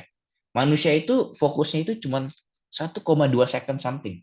Even tuh kayak ikan aja tuh kayak 9 seconds gitu. Jadi kita tuh memang cepet banget dapat informasi cepet ya. Kalau itu nggak relate ya kita langsung swipe gitu. Memang itu dunia sekarang gitu. Jadi semua itu berlomba-lomba di first 3 seconds. Kalau misalnya contoh ya, kalian buat video tentang brand makanan kalian gitu. Let's say siomay gitu ya. Kalian oke mau tonjolin siomay kalian apa? Yang spesialnya. Let's say siomay itu asal dari Padang gitu ya. Ya udah siomay Padang itu pertama kali harus kena. Tingkatnya curiosity-nya. Bukan kayak jangan gini, kadang suka salah pengertiannya apa? Oh ya video saya bagus nih. Saya ambil dulu scene-nya kayak sinematik. Beda kebutuhan. Beda kebutuhan banget karena video buat sinematik itu bagusnya mau di sinematik, di sinema. Tau nggak di sinema kamu udah duduk, ya kamu udah bayar tiket bioskop, kamu nggak akan angkat pantat kalau misalnya itu di film itu kayak oh ya yang pertama-tama nggak jelas nih gitu. Sedangkan kita di advertising ini kan sebenarnya sama kayak advertising tapi bedanya medianya media sendiri. Ini harus cepet banget. Nah yang keempat ini relate, konten yang relate banget. Makanya konten relate kalian perhatiin deh. Konten relate itu paling paling paling paling paling powerful gitu. Contoh misalnya kalian jual ayam goreng, kalian harus cari yang relate dengan ayam goreng. Apa? Gak enaknya makan pakai tangan, pasti kukunya bau. Ya kira-kira di seputar itu. Jadi jangan cuma sekedar hard sell produk. Cari konten yang benar-benar relate. Ini loh kalau misalnya makan di sini tangan lu bau, gue bisa kasih jeruk nipis. Think seperti itu ya gitu ya. Maksudnya ini is very contoh dan praktikal gitu. Oke, kita move langsung ke berikutnya. Yang keempat ini buat pengelolaan keuangan. Nah, mungkin dari tadi kita udah bahas tentang operation, stock control, quality product, marketing gitu. Ini yang nggak kalah penting, financing ya, mungkin ya pengelolaan keuangan. Ini jujur saya mau cerita sedikit tentang pengalaman pribadi gitu ya. 10 tahun lalu gitu ya, cari financial itu mahal banget. Maksudnya financial report atau financial system software gitu, itu tuh mahal banget. mahal banget ya gitu ya. Nggak tahu nih saya boleh ngomong nggak sih kalau Accurate tuh berapa biayanya sebulan gitu ya. Beda banget lah sama dulu gitu ya. Dulu tuh, waduh, sekali beli tuh beli di awal puluhan juta, nggak bohong. Tapi nggak mungkin juga dicatat manual gitu loh. Jadi tapi ini dan saya sempat hancur berantakan gitu secara financing gitu ya di usaha gitu ya. Hancur berantakan. Gara-gara apa? Karena nggak ada 5 hal ini. Dan karena apa? Karena orang sering banget miss 5 hal ini, budgeting, sales, rekonsiliasi, expense, dan tax. Karena tanpa ini pun bisnis bisa jalan. Benar ya? Tanpa ini pun 5 hal ini bisa jalan. Karena ini sifatnya itu suportif. Bukannya main. Kalau misalnya tadi stok kontrol, begitu misalnya stok kontrol berantakan, harus jualan. Misalnya nggak produk itu dapat komplain. Ini mah nggak ada yang komplain. Siapa yang komplain? Paling partner bisnis. Partner bisnis juga inilah pasti ngertiin. Oh kita bilang sibuk dan lain-lain. Karena nggak ada yang minta ini. Dan misalnya kayak masalah teks, oh dicari orang pajak. Kalau kalian income-nya nggak seberapa, nggak bakal dicari orang, belum dicari orang pajak kayak gitu ya. Jadi nggak ada urgensi gitu. Tapi menurutku ini sangat penting banget. Yang pertama itu pasti budgeting. Budgeting itu kalian mesti tahu, oke kita bakal laku berapa sih kira-kira.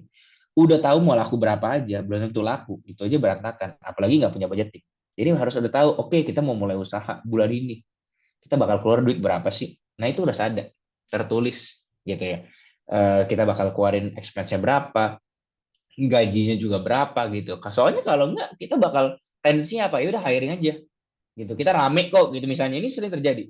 Bisa terjadi yang dirame. Karena kalau yang sepi enggak itu. Tapi sering juga yang rame. Saya udah banyak banget denger case. Restoran rame banget. Sales teman lah gitu ya kayak sales 500 juta sebulan. Tiba-tiba apa? Tiba-tiba tutup. Gara-gara apa? Financial reportnya nggak ada. Tiba-tiba ternyata utangnya banyak.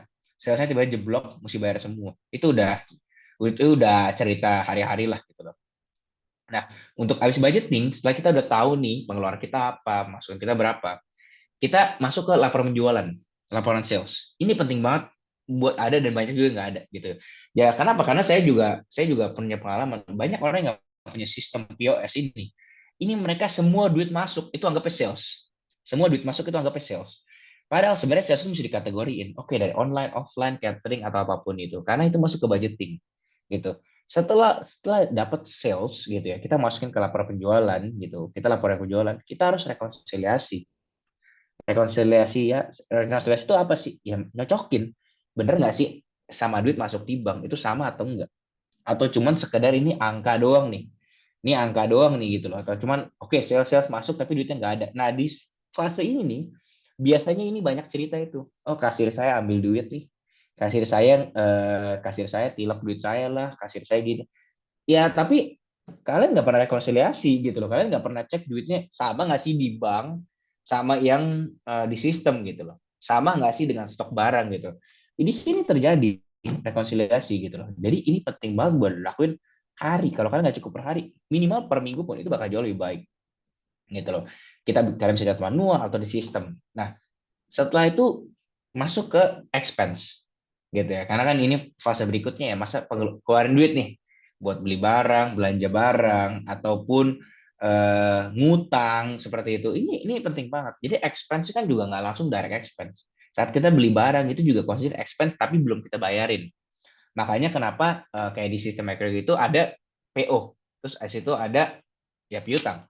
Ada utang, sorry, ada utang gitu. Habis ada utang, kita bisa tahu, oh utang kita agingnya udah berapa nih, udah berapa hari, udah lewat berapa bulan gitu, tergantung kan. Soalnya kalau kita sama supplier, kita bisa tempo. Nah ini real story juga, banyak mungkin di laporan keuangan ini, secara ya bulan ya, pemasukan sama pengeluaran itu banyakkan pengeluarannya, tapi tetap bisa jalan. Kenapa? Itu gara-gara cash flow. Karena cash flow-nya itu yang bikin bisnisnya tetap jalan sampai di poin mana oke, bisnisnya naik gitu loh misalnya. Jadi jangan remehin pencatatan-pencatatan kayak gini nih gitu loh. Pencatatan seperti ini. Begitu kalian tahu nih expense kalian berapa, kalian lock gitu. Sesuai nggak sih dengan budgetingnya? Kalau misalnya nggak sesuai dengan budgetingnya, oke, kenapa expense-nya berlebih? Makanya penting banget sebagai business owner itu buat ngecekin expense sesuai nggak sih gitu loh. Sesuai approval nggak sih? Ini kalau misalnya kita ngomongin, kalau misalnya gini, ini mungkin nggak berlaku buat kalian yang mungkin bisnis sendiri gitu ya, sendiri. Tapi ini benar-benar buat bisnis yang F&B yang mau naik kelas, yang hiring people, hiring orang gitu dan lain. supaya nggak ada tuh cerita-cerita, oh ya saya kecolongan nih sama tim saya, duit saya hilang nih puluhan juta, ratusan juta, karena nggak ada sistem ini gitu loh. Dan habis itu masuk ke tax. Nah, tax ini juga sangat tricky banget gitu sebagai bisnis F&B, karena taxnya itu nggak langsung dipotong, beda sama misalnya PPh jasa 4 ayat 2 gitu, atau misalnya PPh jasa yang lain, oh bisa langsung kok dipotong nih. Nah ini kita nggak potong, makanya kalian makan di restoran plus 10%. Kita mesti setor. Tapi pengertian di accountingnya itu berarti duitnya itu masuk dulu ke rekening kita sebagai account receivable gitu ya, kalau di itunya di sistem accountingnya ya gitu ya. Accountingnya itu masuk dulu account receivable. Kita terima dulu duitnya. Nah, kita sering juga nganggap kalau kita nggak punya laporan kayak gini, kita anggap itu duit kita semua. Padahal sebenarnya 10% itu yang masuk, kita harus setor ke Pemda, pemerintah daerah gitu. Itu harus kita punya NPWPD gitu. Itu pasti, dan udah pasti ntar pasti ya kalian nggak setor pasti dikejar gitu loh. Jadi jangan sampai itu duit masuk gitu, apalagi ke rekening pribadi ya. Masih banyak usaha yang pakai rekening pribadi kan gitu ya, rekening pribadi gitu. Itu juga sering jadi rekening pribadi tapi bisnisnya kongsian bertiga, maksudnya bareng-bareng gitu ya. Nah itu sering banget kecolongan kan. Nah gitu, makanya kenapa, karena nggak ada rekening bisnis. Sedangkan rekening bisnis itu ya approval-nya 2-3 orang gitu. Seringkali ya udah deh biar gampang pakai rekening pribadi aja. Masa kalian udah tahun 2024 nggak bosan denger cerita orang duit dibawa kabur gara-gara bisnisnya ditaruh di rekening pribadi? Nggak usah temen. Suami istri aja duitnya bisa hilang gara-gara masuk rekening pribadi. Jadi kita lebih baik mencegah. Sama kayak teks juga gitu. Masuk kita harus langsung bisa pisahin. Makanya kalau kita pakai sistem keuangan, sistem financial software seperti Accurate gini, itu begitu masuk duit misalnya 10.000, itu langsung kita bisa pisahin. 9.000 itu tuh account receivable, 1.000-nya itu tuh masuk ke tax.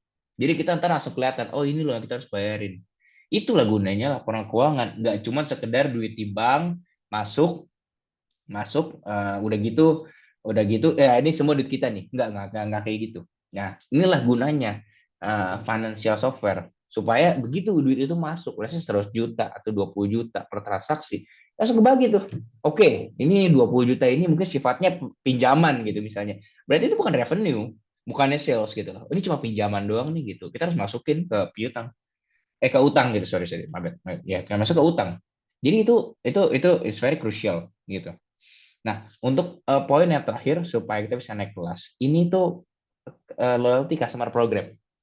Nah, sering banget nggak sih kalian misalnya kayak ngelakuin promotion ya, satu promotion, ya udah kalian cuma post di Instagram doang. Kalian cuma post di Instagram doang.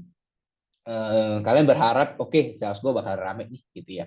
Padahal sebenarnya, kenapa misalnya big company itu, atau misalnya orang yang ngerti marketing itu, mereka tuh nggak jarang ngepost gede-gedean, tapi mungkin tetap ada retention terus, customer datang terus. Sebenarnya menurutku ada 3 customer menurut loyalty program nih. Pertama itu yang belum pernah jadi customer, jadi orang random ya, gitu ya, orang random. Ada yang orang udah datang sekali, terus either datang lagi atau belum datang lagi. Nah, yang kedua itu loyal customer yang udah datang lebih daripada 2 kali. Karena risetnya itu bilang di atas 3 atau sampai 4 kali itu udah jadi customer lifetime kalau produk kita nggak berubah gitu. Nah, di loyalty program ini kita tuh bisa ningkatin customer experience terhadap brand kita gitu ya. Nah, kalau misalnya tapi gini, untuk dapetin ini semua perlu banget namanya customer database gitu loh. Dan customer database ini dapat dari mana? Ya, daftarin mereka ke program seperti itu. Misalnya dia suka beli nih kopi di tempat kita, kasih loyalty card. Mungkin kalian nggak ada loyalty card digital, kalian bisa pakai loyalty card manual, buy one get 10, tapi mesti daftar dulu isi tamu gitu. Gunanya banyak banget customer database. Kalian bisa WhatsApp blast, tapi ya jangan spamming ya gitu ya. Tapi ini akan bisa mengklasifikasi, oh ya seberapa banyak, karena kuncinya dari F&B bisnis gitu itu tuh retention customer, orang yang repeat berulang gitu loh. Kalau misalnya customer nggak repeat, berarti produk kalian jelek atau produk atau experience kalian jelek, dan mereka nggak akan baik lagi. Dan mereka nggak balik lagi, ya udah habis gitu loh. Karena kita rebutan sama brand-brand lain buat dapetin customer-customer yang lain gitu maksudnya. Customer-customer yang lain. Nah, jadi setelah kita udah bisa bagi nih, oke yang belum pernah. Nah, kita putar ke diri kita sendiri. Kalau misalnya nih, kan orang sering bilang gini, kalau gue Ya kita diskon 50% aja. Customer pasti datang. Coba aja brand kalian diskon 50%. Belum tentu rame loh. Kenapa? Karena nggak ada brand awareness. Jangan bandingin sama misalnya kayak KFC diskon 50%. KFC di diskon 50% sih ngantrinya udah sampai ular-ular kali gitu loh. Jadi beda. Ada perbedaan. Karena apa? Karena mereka tahu, oh gue diskon 50%, customer mana yang datang gitu loh. Sedangkan kita nggak bisa kayak gitu. Kita harus lebih smart lagi dibanding big corporate karena kita nggak punya resources seperti big corporate. Nah, untuk yang belum pernah datang nih, sama kayak kita misalnya lihat konten di TikTok atau di Instagram, kita sampai mau coba itu gara-gara uniqueness-nya. Uniqueness-nya itu yang bikin kita mau coba. Uniqueness itu dari apa? Satu dari produk USP gitu ya. Sorry, ntar aku bahas ke berikutnya. Mungkin aku bahas yang di sini dulu. Habis itu kita bagi nih. Oke, tadi ada uniqueness. Nah, untuk customer yang udah pertama kali datang, oke, anggaplah berdasarkan uniqueness atau berdasarkan orang yang lewat lah demographically tinggal dekat situ, first time customers. Nah, buat mereka datang lagi, kita perlu insentif. Lu udah coba produk gua, you suka gitu ya. Gimana caranya baik lagi? Insentif agak besar, mungkin 30%. Kalau dia suka banget, mungkin dia nggak perlu gitu. Tapi kalau misalnya dia nggak suka banget, misalnya dia kecewa lah gitu ya di first experience itu ya. Ada kan mungkin kita datang ke restoran kayak ya oke lah biasa aja, dibilang enak enggak, dibilang enak banget juga, dibilang nggak enak juga enggak gitu ya. Nah kita perlu kasih insentif. Seperti apa ya? Bisa juga kayak kasih makanan gratis atau kasih diskon gitu. Nah kalau misalnya untuk customer yang udah loyal, kita nggak perlu insentif besar. Insentifnya bisa kecil banget. Nah, contohnya apa? Contohnya itu kalau misalnya kayak nih, uniqueness itu tadi yang saya bahas, itu dia masuk ke unique selling point atau unique story point. Jadi kalau nggak produknya unik, terus ada experience-nya. Experience itu apa sih? Contoh ya, saya kasih contoh aja gitu. Mungkin berapa tahun lalu ada bazar gitu ya. Beli stick dapat gunting juga. Nah, kira-kira seperti itu ya. Itu kan unik, ada unique selling point-nya gitu ya. Padahal rasanya sama. Tapi dia ada experience uniknya gitu. Jadi kita harus selalu cari uniqueness. Apalagi zaman sekarang.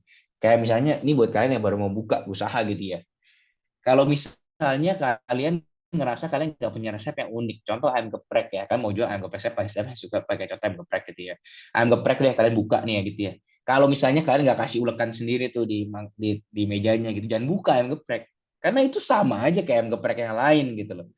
Jadi itu penting banget ya kalian kalau misalnya saya kasih ide gitu ya, kalian bukan kasih ulekan gitu. Itu udah pasti lebih unik, pasti di foto. Nah, itu ada UGC-nya, ada user generated content. Nah, itu bakal nge-push gitu loh. Ya seperti itulah. Mungkin lama-lama mungkin kopi nih dikasih kopi ya susunya terpisah. Kira-kira gitulah ya gitu ya. Jadi itu uniqueness. Kenapa? Karena saking banyaknya brand, kita perlu berlomba-lomba buat dapetin attraction of the customers gitu. Jadi kalau sekarang nggak ada uniqueness, tapi gini, bukan berarti itu segalanya. Ya bisa juga apa? Bisa juga hukum scarcity atau hukum demographic gitu. Kalian buka ayam di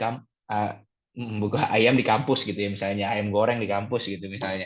Ya kalau misalnya di kampus itu yang buka ayam goreng cuma boleh kalian, udah pasti kalian rame gitu loh. Nggak usah khawatir itu. Jadi mesti lihat juga kondisinya. Oke, sekarang saya mau ayam geprek. Posisi di mana? Depan musola atau depan rumah sakit.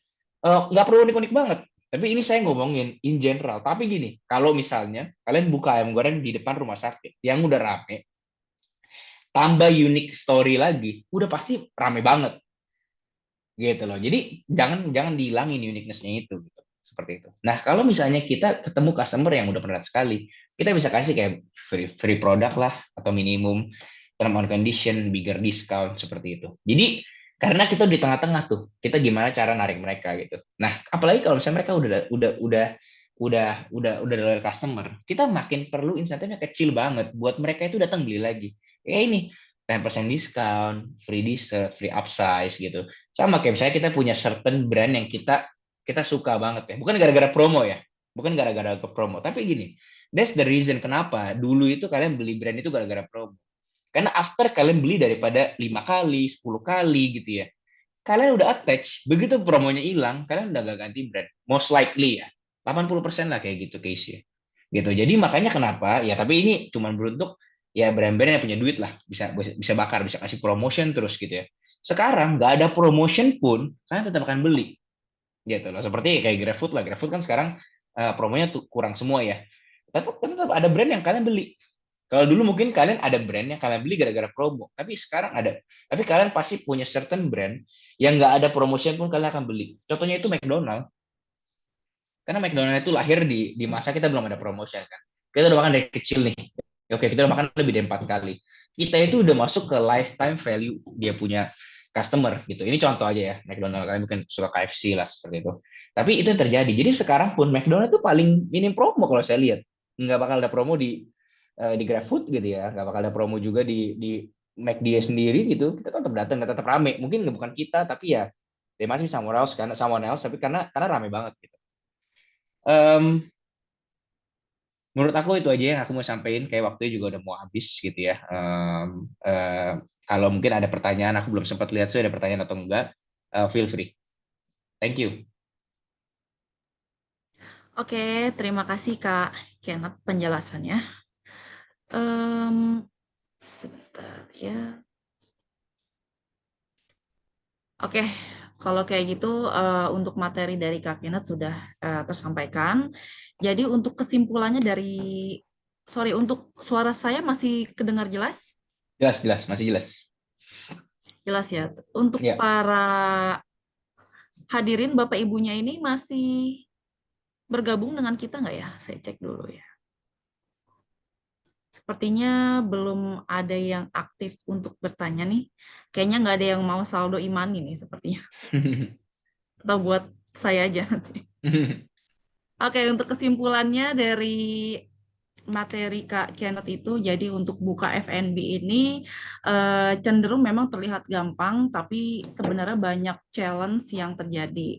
Jadi perlu banget nih kita sebagai business owner, kita itu perlu riset sebelum buka bisnis F&B untuk menemukan right-nya, terus time right-nya, momen dan right place-nya. Jadi yang menarik tadi yang udah dimention sama Kak Kenneth itu, kalau kunci bisnis utama di F&B itu justru bukan dari resepnya, tapi dari bahan bakunya.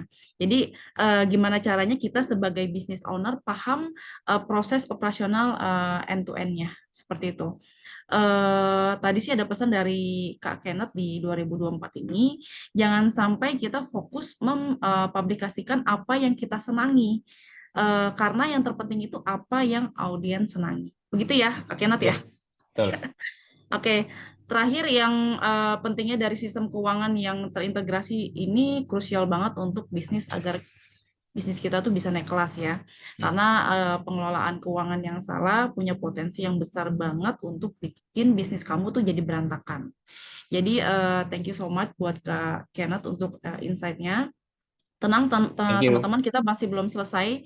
Jadi kita masih akan lanjut ke speaker kedua yang bakal ngejelasin lebih detail poin terkait operasional dan keuangan yang tadi udah dijelaskan sama oleh Kak Kenneth.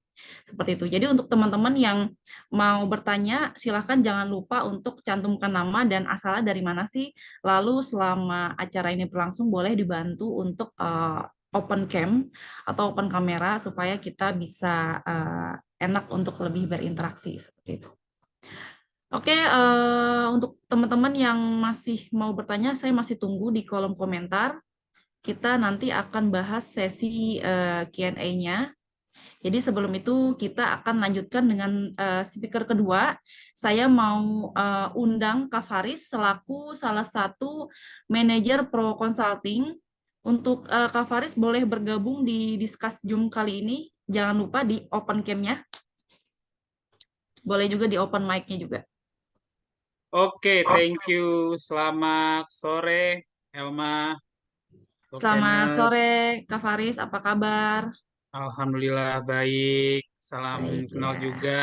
Senang bisa hadir di sini ya. Saya mengucapkan terima kasih yang sebesar-besarnya kepada para audiens, rekan-rekan para pebisnis F&B untuk hadir di acara webinar kita kali ini. Semoga apa yang tadi sudah disampaikan oleh Ko Kenneth dan kali ini dengan saya ya, itu bisa memberikan manfaat yang baik, terutama bagi rekan-rekan yang memiliki bisnis ya, insight yang diberikan itu bisa bermanfaat. Nanti setelah ini jadi punya ide baru atau bahkan jadi tahu nih kira-kira apakah bisnis kita saat ini sudah dijalankan dengan benar atau mungkin harus ada hal lain yang mesti ditambahkan.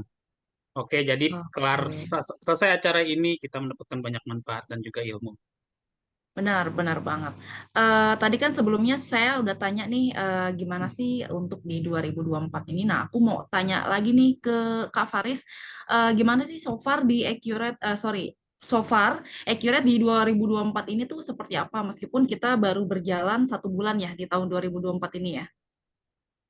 Oke, kalau untuk 2024 ini ya, ini pun masih running ya sebenarnya, tapi so far masih mengalami pertumbuhan yang baik, terutama produk yang akan saya jelaskan manfaatnya ya, yaitu Accurate POS, di mana mengalami pertumbuhan yang cukup signifikan, terutama bagi para pebisnis ya, baik itu untuk bisnis retail, jasa, atau bahkan food and beverage. Tahun 2023 adalah bisa dibilang ya tahun yang banyak sekali perubahan karena di 2022 itu kan baru aja selesai pandemi ya. 2023 itu kita bisa dibilang masih baru mulai full running dan bisa dibilang dari nol lagi bahkan. Nah, kita sudah evaluasi 2023 bagaimana dan harapannya 2024 ini terutama Accurate bisa mengalami pertumbuhan yang lebih pesat lagi. Amin, siap-siap. Oke, karena waktunya cukup mepet, jadi untuk teman-teman atau para audiens yang mau bertanya silahkan, saya masih tunggu untuk sesi pertanyaannya di kolom komentar. Lalu untuk teman-teman yang Bapak Ibu yang aktif dalam sesi ini, masih ada kesempatan 3 orang untuk mendapatkan saldo e-money gitu ya. Oke, untuk Kak Faris, saya persilakan waktunya untuk Kak Faris, boleh dipersilakan. Oke, thank you Elma. Saya langsung share aja gitu.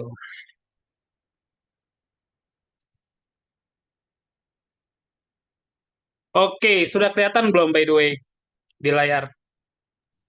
Sudah kelihatan, sudah aman Kak Faris? Sudah kelihatan ya, aman ya. Oke, kalau gitu selamat sore, Assalamualaikum warahmatullahi wabarakatuh. Para audiens semuanya, rekan-rekan. Kenalkan saya M. Faris Abdullah, saya area sales manager dari Pro Consulting yang merupakan official partner dari Accurate Indonesia. Oke, nah kalau Bapak Ibu lihat ya di layar ya, itu produk dari Accurate, yaitu Accurate POS, hadir sebagai solusi untuk membantu Anda melakukan penjualan lebih mudah. Oke, nah Bapak Ibu, menurutku ya, kita semua udah paham ya kalau dunia bisnis itu kan terus mengalami perubahan gitu, dan teknologi menjadi salah satu kunci untuk menuju kesuksesan bisnis kita. Nah, hari ini saya akan mengenalkan aplikasi kasir yang dapat mempercepat proses pencatatan transaksi untuk bisnis Bapak Ibu. Aplikasi tersebut namanya Accurate POS. Nah, nanti akan saya jelaskan nih kira-kira fitur-fitur apa aja yang terdapat pada Accurate POS serta dampaknya yang akan membuat bisnis Bapak Ibu semua naik kelas. Oke. Nah, untuk Bapak Ibu yang belum tahu apa sih itu Accurate ya. Jadi Accurate adalah salah satu software akuntansi terbesar di Indonesia. Nah, apa buktinya?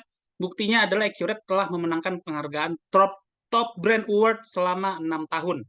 Dari tahun 2014 hingga tahun 2020 dalam kategori software akuntansi. Well, jelas ini sebuah pencapaian yang sangat luar biasa ya bagi sebuah software akuntansi lokal, karya anak bangsa yang pastinya bisa bersaing dengan software dari luar. Dan kita juga sudah menemani hampir 1,5 juta pelaku usaha dari berbagai macam bisnis di Indonesia selama lebih dari 20 tahun. 21 tahun tepatnya.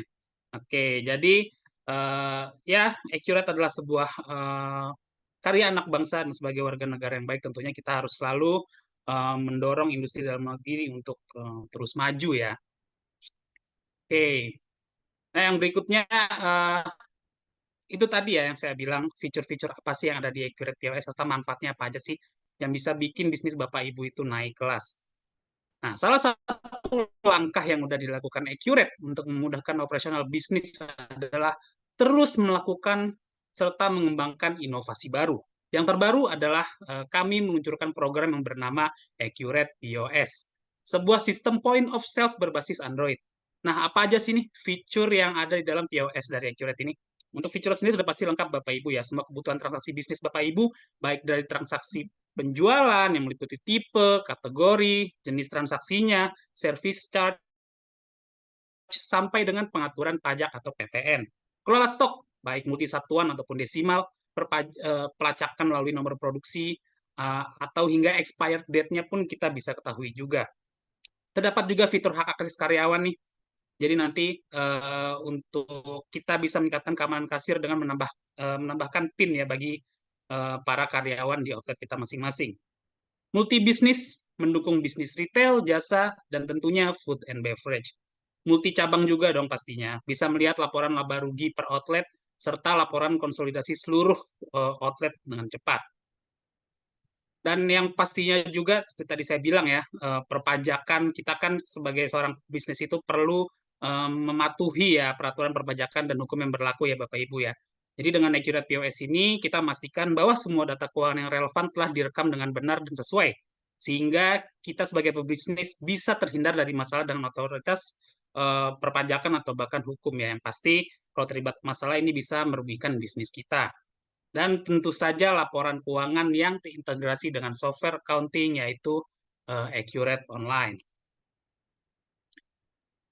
Nah, dengan Accurate POS ini kita bisa membantu melayani pelanggan lebih cepat. Gimana sih caranya? Satu ya tadi dengan fitur barcode scanner gitu, membuat proses penjualan menjadi lebih cepat. Jadi Bapak Ibu tuh nggak perlu lagi memasukkan kode atau harga secara manual ya, sehingga ini bisa mengurangi kesalahan input pesanan customer. Nah, Accurate POS juga sudah didukung dengan adanya custom ya atau modifier sehingga kita bisa dengan mudah untuk melakukan pencatatan transaksi ataupun custom sesuai dengan keinginan customer. Kayak contoh, kalau tadi di awal ya ada es krim gelato, mungkin kita bisa pesan toppingnya apa atau mungkin ukurannya juga ya atau variatif produk itu pun bisa. Nah, stok barang atau inventory ya nantinya pun pasti akan rapi jika kita menggunakan sistem POS. Jadi di sini kita bisa atur pencatatan bahan bakunya atau ingredientnya ya sehingga kita tidak perlu lagi pusing-pusing nih. Kita bisa pantau historik keluarnya masuknya barang gitu. Jadi misalkan barang yang sudah dibeli atau yang terpakai berapa. Jadi nanti Bapak Ibu bisa terus maksimalkan atau mengetahui perputaran inventory dengan baik. Simpan pemesanan, jadi penyimpanan pesanan atau stok nanti akan tercatat dan juga bisa dikelola secara otomatis. Hal ini tentunya bisa memudahkan Bapak Ibu semua sebagai owner atau supervisor ya, yang bertanggung jawab di toko atau apapun itu ya, itu kita bisa selalu memastikan bahwa stok yang kita miliki sesuai sehingga barang-barang yang dibutuhkan oleh pelanggan selalu tersedia.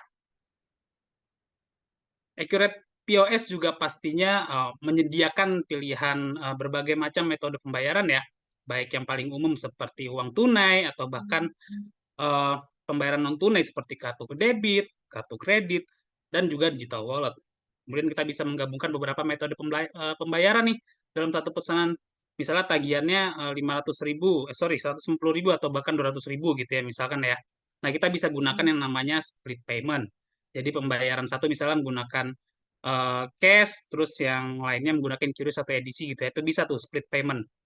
Nah, terus kita juga bisa digunakan secara offline ya. Jadi nanti kalau misalkan ada gangguan sinyal atau mungkin bisnis kita ada di jauh dari kota gitu ya, di daerah-daerah yang susah konektivitas, namun ada kendala gitu, itu tetap bisa nanti ketika online, maka pembayarannya akan bisa langsung masuk gitu. Dan untuk pencatatan stoknya pun nanti bisa langsung terpotong secara otomatis. Jadi nggak perlu khawatir Bapak Ibu ya.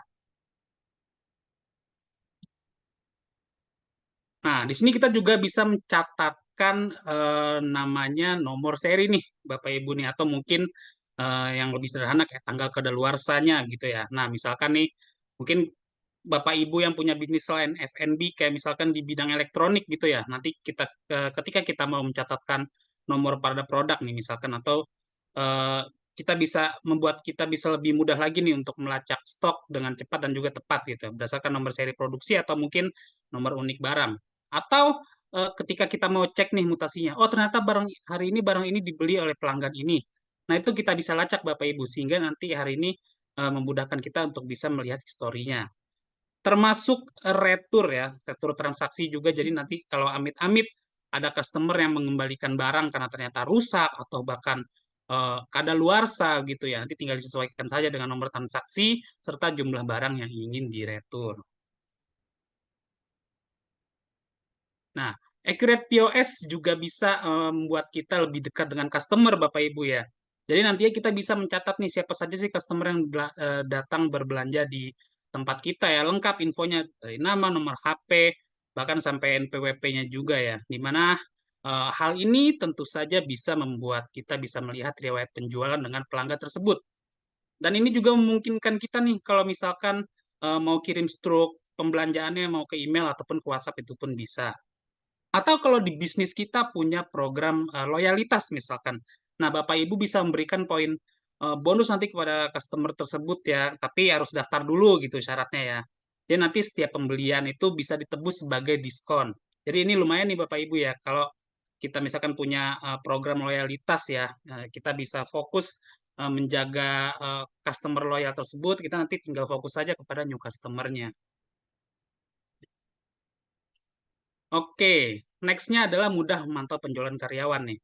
Nah, Bapak Ibu, sebagai pemilik bisnis ya, tentu kan kita ingin bisa secara mudah memantau kinerja tim kita.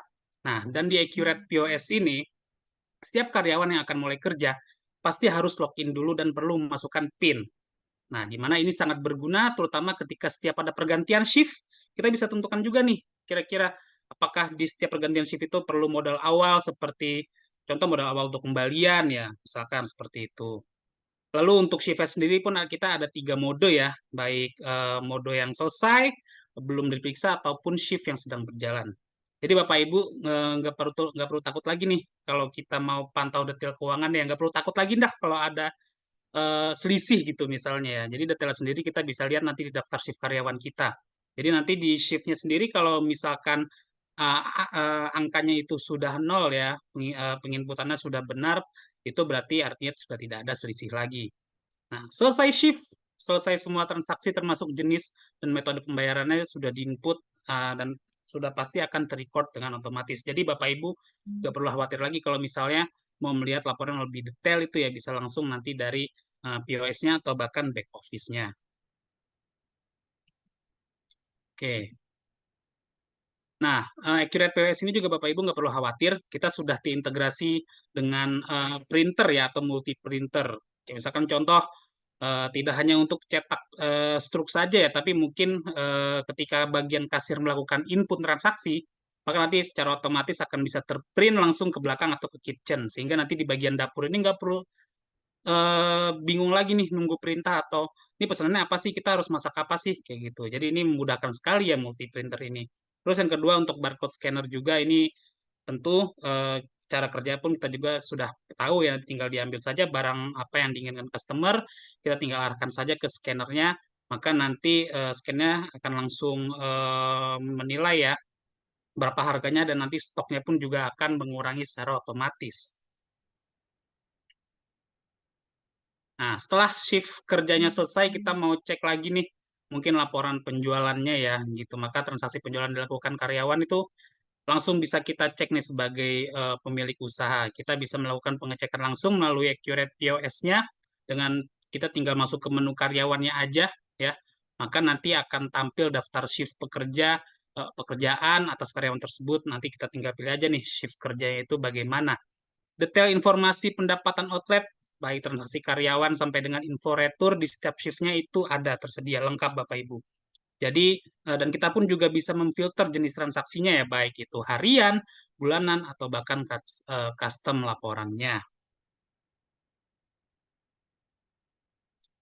Oke, nah Bapak Ibu semua ya, jadi keunggulan Accurate POS ini adalah kita terintegrasi langsung dengan software accounting Accurate Online.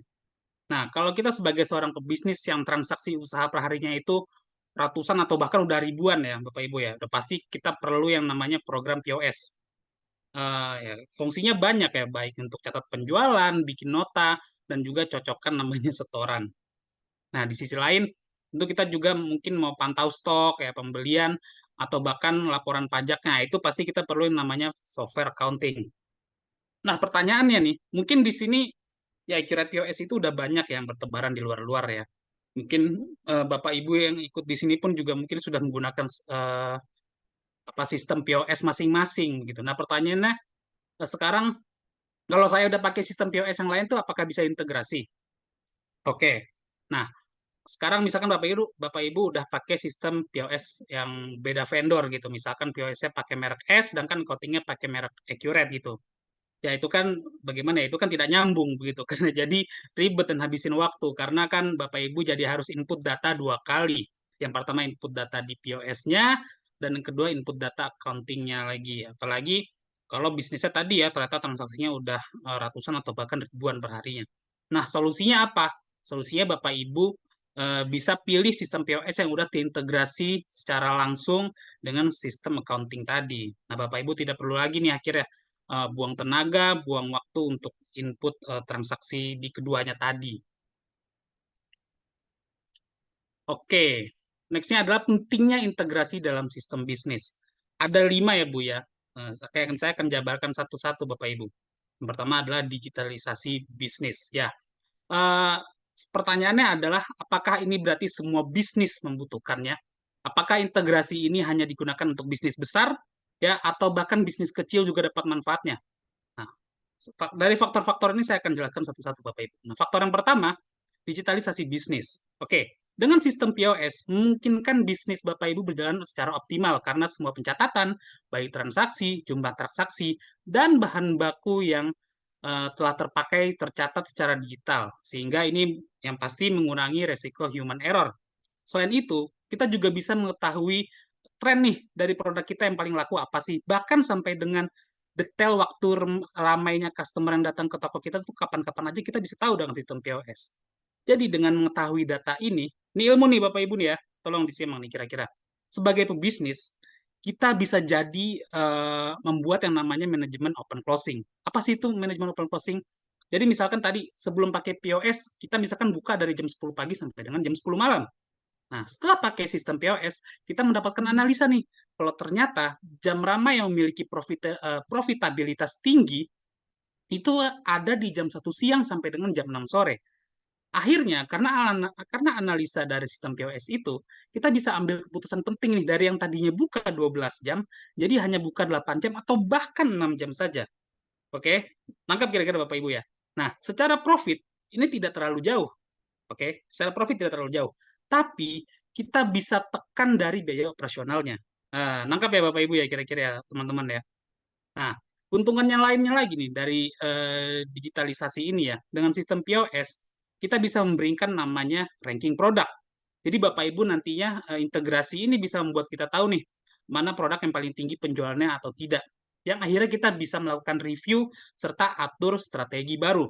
Contoh nih, bisnis Bapak Ibu punya produk yang punya satu produk yang core penjualan ini bagus banget nih.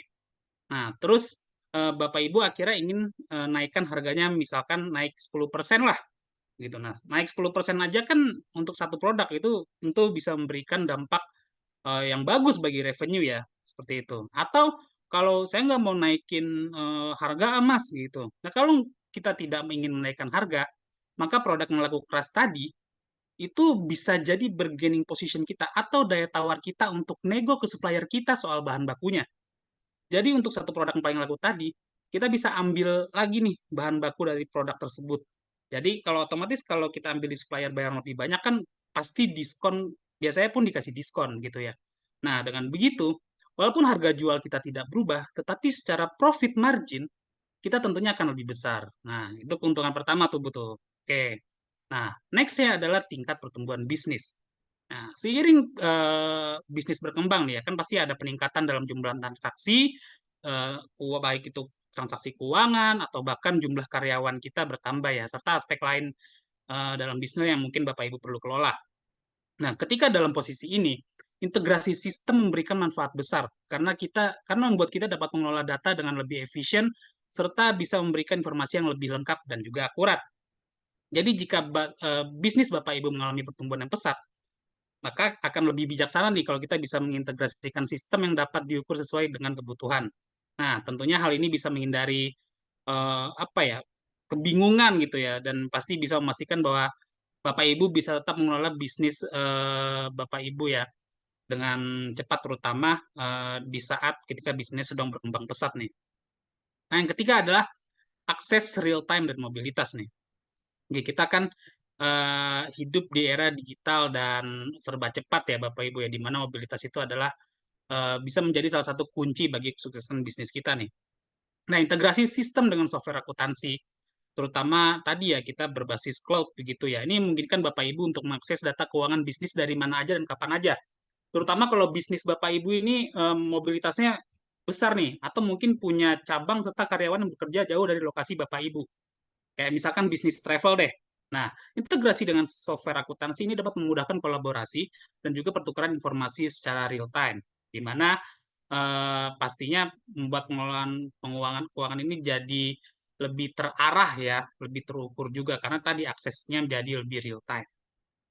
Nah, yang keempat kita bisa pantau aktivitas karyawan, terutama kayak tadi ya, Bapak Ibu yang udah punya karyawan banyak, maka kan integrasi sistem itu sangat perlu ya, karena ini bisa memudahkan koordinasi dan kolaborasi antar anggota tim.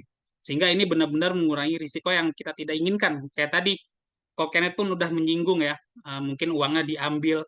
Pasti Bapak Ibu juga ngikutin berita bahwa di minggu ini ada salah satu karyawan yang nilep uang 500.000 per harinya, sehingga dia bisa beli mobil, bisa beli rumah, bisa beli iPhone, kayak gitu. Nah, kayak gitu itu masih manual tuh, atau bahkan nggak ada integrasi itu. Nah, harapannya dengan digitalisasi bisnis, udah nggak ada lagi kasus-kasus yang seperti itu lagi. Jadi benar-benar mengulangi namanya fraud atau bahkan human error. Nah, yang kelima adalah pengelolaan anggaran atau pengelolaan proyek ya. Jadi dalam bisnis itu kan Bapak Ibu pastilah yang namanya beban operasional, anggaran itu adalah hal yang perlu dipantau ya dengan cermat. Maka saran saya adalah integrasi software akuntansi ini dapat memberikan manfaat besar ya, terutama dalam mengelola anggaran menjadi lebih efisien lagi. Nah, di sini dengan integrasi software akuntansi serta POS ini tentu bisa membuat bisnis Bapak Ibu eh, bisa lebih mudah ya untuk melacak biaya proyek ya, serta mengatur anggaran. Atau bahkan mau lebih detail, kita bisa langsung nilai nih keuntungan usaha secara keseluruhan gitu. Jadi kita bisa menghindari biaya-biaya berlebih yang tidak penting lah. Jadi semua operasional bisnisnya menjadi lebih efisien. Oke, itu tadi keuntungan-keuntungan yang sudah saya berikan ya Bu ya, manfaat-manfaatnya. Oke, saya akan coba berikan informasi berupa penawaran ya Bapak Ibu ya. Jadi tadi saya sudah jelaskan fitur-fitur apa aja, serta manfaat untuk integrasi software akurat ya. Nah, jadi saat ini untuk Bapak Ibu yang sama sekali belum pernah pakai nih ya, kira-kira bertanya-tanya nih, untuk harga berlangganannya berapa sih Pak? Gitu ya. Nah, untuk biaya berlangganannya, eh, di sini kita akan kenakan biaya yaitu sebesar 277.500 per bulannya, di mana Bapak Ibu akan mendapatkan satu data usaha, satu pengguna, dan juga integrasi dengan software accounting ya. Nah, ini pun juga dengan add-on POS begitu. Dan yang pastinya ini juga sudah diintegrasi tadi Bu ya dengan Accurate Online seperti itu. Dan untuk harganya sendiri ini pun juga sudah include dengan PPN 11%. Atau kira-kira apa mau tambah outlet lagi nih? Nah, kita juga ada promo untuk yang mau ambil langsung secara 1 tahun ya. Nanti 1 tahun ini cuma dikenakan biaya sebesar 999.000. Dan harga ini pun juga sudah termasuk pajak PPN 11% ya. Atau mungkin kira-kira nanya nih, ada lebih murah lagi nggak Pak? Nah, kita ada namanya promo paket bundling, yaitu 2,6 juta saja, di mana detailnya tadi di sini. Kita ada satu data usaha ya, user pengguna, satu free user pengguna 1 tahun, dapat cashback deposit juga 600.000, serta eh, integrasi langsung dengan sistem POS serta Accurate Online. Seperti itu. Oke, nah ini adalah berbagai macam jenis usaha yang sudah menggunakan software dari Accurate ya, baik itu Accurate POS ataupun software akuntansinya. Seperti itu ya Bapak Ibu ya. Jadi sebenarnya masih banyak lagi nih. Kayak tadi di awal kan itu kita hampir 500.000 pengguna yang sudah menggunakan layanan Accurate. Dan variatif ya, baik dari bisnis retail, manufacture, begitu ya. Bisa dilihat di sini. Serta F&B pun juga tadi ada ya Bapak Ibu. Atau bahkan di sini kalau Bapak Ibu lihat ada startup juga dari Ruang Guru. Ruang Guru itu adalah startup edukasi. Bisnisnya benar-benar beda nih sama yang lain-lain gitu. Jadi pesannya di sini adalah Bapak Ibu nggak perlu khawatir nih, apakah kira-kira bisnisnya bisa diintegrasikan atau tidak. Karena semua jenis usaha yang pasti membutuhkan yang namanya pencatatan keuangan dan Accurate adalah solusinya seperti itu. Oke, ini Bapak Ibu kita yang terakhir ya dari saya ini adalah promo spesial untuk yang belum pakai. Ini berlaku hanya 7 hari saja ya. Akan dapat cashback juga 600.000. Nanti bisa langsung hubungi aja ya nomor yang tertera di sini. Nanti kalau mau tanya-tanya dulu, coba dulu, mau demo atau bahkan mau free trial, nanti bisa silakan di screenshot, apa sheet ini, atau mungkin nanti di chat bisa dikasih langsung link demo atau apanya ya, kira-kira begitu Elma. Oke, itu aja saya rasa Bapak Ibu semuanya. Ya, ini tadi itu adalah paparan dari saya. Saya ucapkan terima kasih sekali lagi bagi para audien yang sudah menyempatkan waktu untuk hadir dalam acara kita hari ini. Eh, ini adalah kata-kata penutup dari saya ya, Bapak Ibu semuanya. Saya ucapkan terima kasih sekali lagi. Jadi dalam dunia bisnis yang kompetitif ini, investasi untuk integrasi sistem POS dan software akuntansi bukanlah hal yang harus diabaikan ya Bapak Ibu. Apapun itu skala bisnisnya.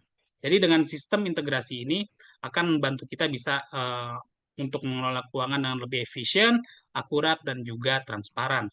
Selain itu, integrasi ini juga bisa memberikan kemudahan dalam mengambil keputusan strategis nih, dan juga perencanaan keuangan yang matang, baik secara jangka pendek maupun jangka panjang. Nah, terakhir, satu hal yang pasti, integrasi sistem POS dan software akuntansi memiliki potensi besar untuk membantu bisnis atau usaha Bapak Ibu semuanya naik kelas. Oke, sekian dari saya. Itu saja. Terima kasih atas waktunya. Saya kembalikan lagi kepada Elma ya. Selamat sore. Oke, selamat sore. Terima kasih banyak Kak Faris untuk sharingnya.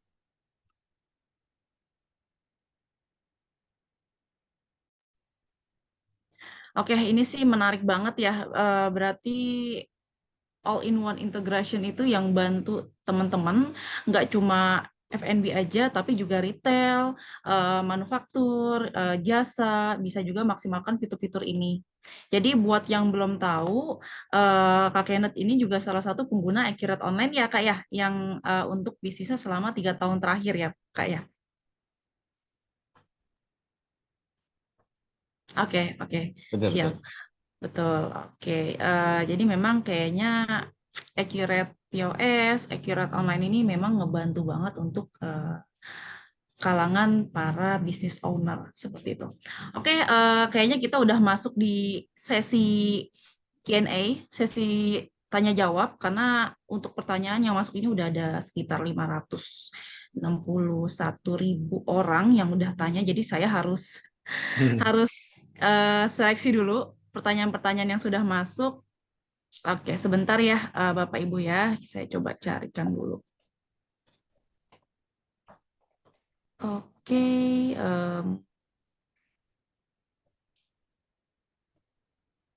pertanyaan pertama dari Kak Rafael. Ini Kak Rafael ini dari mana ini, kalau boleh tahu ini ya. Oke, nggak apa-apa lah. Ini ada pertanyaan dari Kak Rafael. Kak, ini izin tanya, bagaimana restoran dapat menghadirkan inovasi dalam menu mereka tanpa kehilangan esensi dari brand mereka? Mohon pencerahannya, Kak. Terima kasih. Kayaknya ini untuk Kak Kenneth ya. Boleh bantu jawab ya, Oke. Kak ya? Boleh, boleh. Oke. Mungkin yang harus harus diketahui dulu, restorannya itu dalam bentuknya jualnya apa? Biasanya seperti itu ya. Mungkin aku ambil contohnya kayak misalnya kalian jualnya nasi Hainam gitu misalnya. Kita jual nasi Hainam gitu ya, ayam panggang gitu ya. Terus mau klien menu baru gitu. Kalau misalnya aku boleh kasih saran, ini contoh ya. Jadi cari yang satu nada, satu tema. Jadi masuk ke eh, bukan Chinese food, tapi nasi Hainan nasi campur itu kan lebih ke Hong Kong food. Jadi masuk ke Hong Kong food kalau menurut saya. Jadi kalaupun misalnya menu baru, cari benang merahnya. Harus ada benang merahnya sih kalau menurut aku. Benang merahnya bisa banyak hal, bisa berupa tren. Tapi gini, kalau misalnya misalnya esensi brandnya seperti kayak netral ya. Kita ngomong brandnya netral itu seperti misalnya rumah makan Rafael gitu, misalnya rumah makan Rafael. Nah, menurutku menu apapun itu bisa sih gitu loh. Tapi kalau misalnya kalian tadi contohnya kayak kalian jual salted egg gitu ya. Salted egg itu kan Singaporean. Cari yang serupa gitu. Itu nggak akan ngerusak inilah brand esensi brand sih gitu loh. Asal tipe cara makannya serupa. Contohnya kalau saya boleh bilang kayak brand salted egg ngejual kung pao chicken. Ya, case-nya masih sama seperti itu. Hopefully itu bisa menjawab ya. Oke, siap. Terima kasih Kak Kenat. Ini udah terjawabkan ya Kak Raka. Jadi kalau sudah terjawab boleh bantu jempolnya di kolom komentar. Oke, selanjutnya pertanyaan kedua ini dari Kak Will dari Jakarta. Pertanyaannya juga kayaknya untuk Kak Kenneth nih. Setelah bisnis launching, berapa lama sih idealnya untuk kita bisa menilai apakah bisnis F&B yang kita jalankan itu layak diteruskan atau tidak di lokasi tersebut? Boleh dibantu jawab, Kak Kenneth? Oke, kalau saya boleh bilang 3 bulan ya. Tapi kalaupun saya bisa bilang 3 bulan, itu pun based on apa effort kita gitu. Tapi kalau misalnya nih selama kita buka 3 bulan kita nggak apa-apain, kita nggak research pasar, kita nggak tanya ke customer ya. Paling penting itu ngobrol sama customer. Ini masih sering banget tapi orang nggak mau lakuin itu gitu. Jadi kita tanya ke customer, oke kurangnya apa gitu loh maksudnya. Pasti ada yang bilang, ada yang bilang rasanya kurang A, B, C. Cuman kita mesti pikirin, oh setiap orang memang selera beda-beda. Jadi bisa juga dilihat dari kalau misalnya nggak ada yang datang sama sekali udah pasti ya gini tergantung seberapa sepi gitu loh di lokasi tersebut. Kalau sepi banget misalnya benar-benar satu hari yang beli cuma satu gitu ya, saya kasih tahu nih, satu hari beli cuma satu, mungkin 2 minggu cukup. Kenapa saya bilang gitu? Karena gini, berarti kalau kamu, karena udah pasti gini lah, kalau misalnya kamu buka di satu lokasi, kamu pasti ada hitungan berapa orang sih satu hari biar break even, biar biar ini ya, biar cukup lah gitu loh. Let's say 20 orang. Bayangin nih, kalau kamu satu hari cuma satu yang datang, kamu mesti kali 20 kali. Nggak mungkin. Saya realistis aja ngomong. Kali 20 kali sales itu udah, it's very hard unless kamu pindah tempat gitu loh. Atau enggak ya kamu viral. Ya kamu pilih aja. Makanya saya bilang tadi, kalau misalnya kamu ngerasa kamu bisa ngelakuin sesuatu, seperti buat konten, virality. Tapi virality itu something bukan kayak terjadi begitu aja. Virality itu berdasarkan A/B test, sudah di engineer. Jadi kalian kalau misalnya lihat yang viral-viral gitu ya, banyak kan viral itu sudah dipikirin. Oh kenapa itu bisa viral? Karena ada experience-nya, karena ada lucunya, karena seperti itu. Jadi nggak ya kayak oh ya nih gue hoki nih gitu tiba-tiba. Nah nggak dunia nggak seindah itu gitu loh. Jadi mungkin lebih ke situ ya. Jadi kalau misalnya kalian ya lihat kalau misalnya kalian sekarang customer 15 butuh 20 ya naik sedikit, tahan itu pasti naik di bulan ketiga. Tapi kalau kalian cuma hari satu, lupain aja sih kalau menurut saya, langsung ganti gitu loh, maksudnya ganti lokasi. Oke, siap-siap. Terima kasih. Udah terjawab, Kak Will, untuk pertanyaannya. Untuk next pertanyaannya, ini ada dari Kak Ananda, lokasi di Jakarta. Saya Ananda dari Jakarta Barat, izin bertanya, bagaimana jika stok inventory yang sudah dicatat ke sistem, tapi terjadi kesalahan saat input penjualan? Haruskah di-adjustment? Tapi jika sudah sering kali terjadi, apakah solusi yang bisa dilakukan untuk mengurangi permasalahan tersebut? Oke, ini kayaknya pertanyaan untuk Kak Faris mengenai pembukuannya ya, berarti ya. Boleh dibantu dijawab, Kak Faris?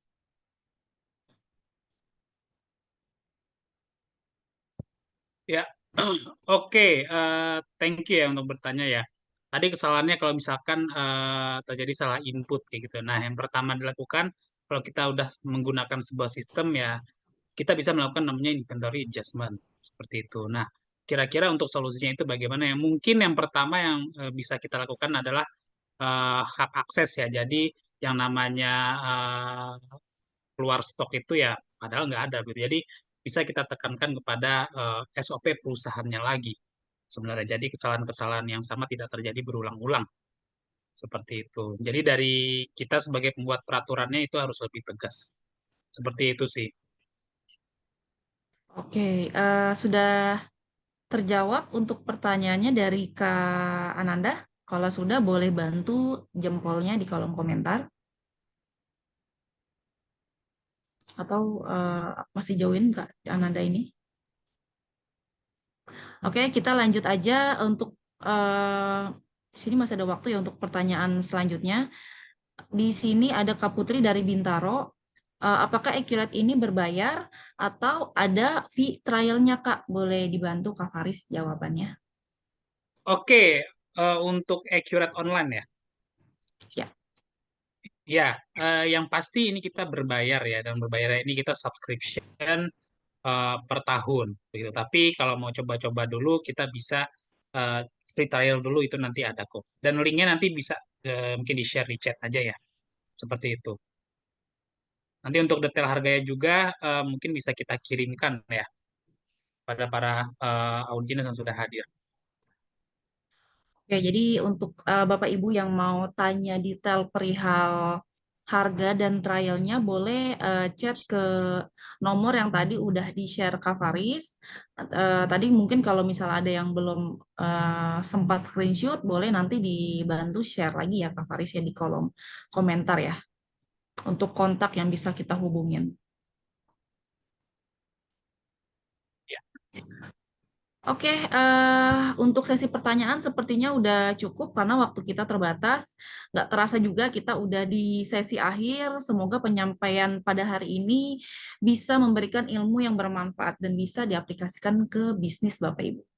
Oke, tadi di awal sesuai janji saya, bagi yang aktif selama acara berlangsung akan saya sebutkan 3 nama untuk mendapatkan saldo e-money ya, Bapak Ibu semuanya. Untuk yang pertama di sini selektifnya lumayan banyak juga nih ya. Di sini ada namanya dari Kak Ananda Triana. Mungkin boleh dibantu teman-teman apakah Kak Ananda ini masih gabung di Zoom meeting kali ini? Kalau misalnya sudah out mungkin kita akan ini ya, akan ganti dengan penonton yang lain gitu. Oke, Kak Ananda masih gabung ya? Selamat Kak Ananda, ini dapat saldo e-money nanti akan dihubungin sama tim kita ya. Oke, untuk yang kedua ada dari Kak Will. Apakah Kak Will masih join sama kita di room meeting hari ini? Kak Will, boleh dibantu teman-teman? Oke, ini namanya Kak Putri ya di akun name Zoom-nya ya.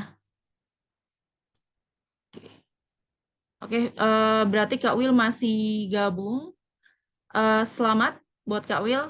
Lalu yang selanjutnya dari, yang selanjutnya untuk Kak Utari. Kak Utari masih join nggak nih kira-kira?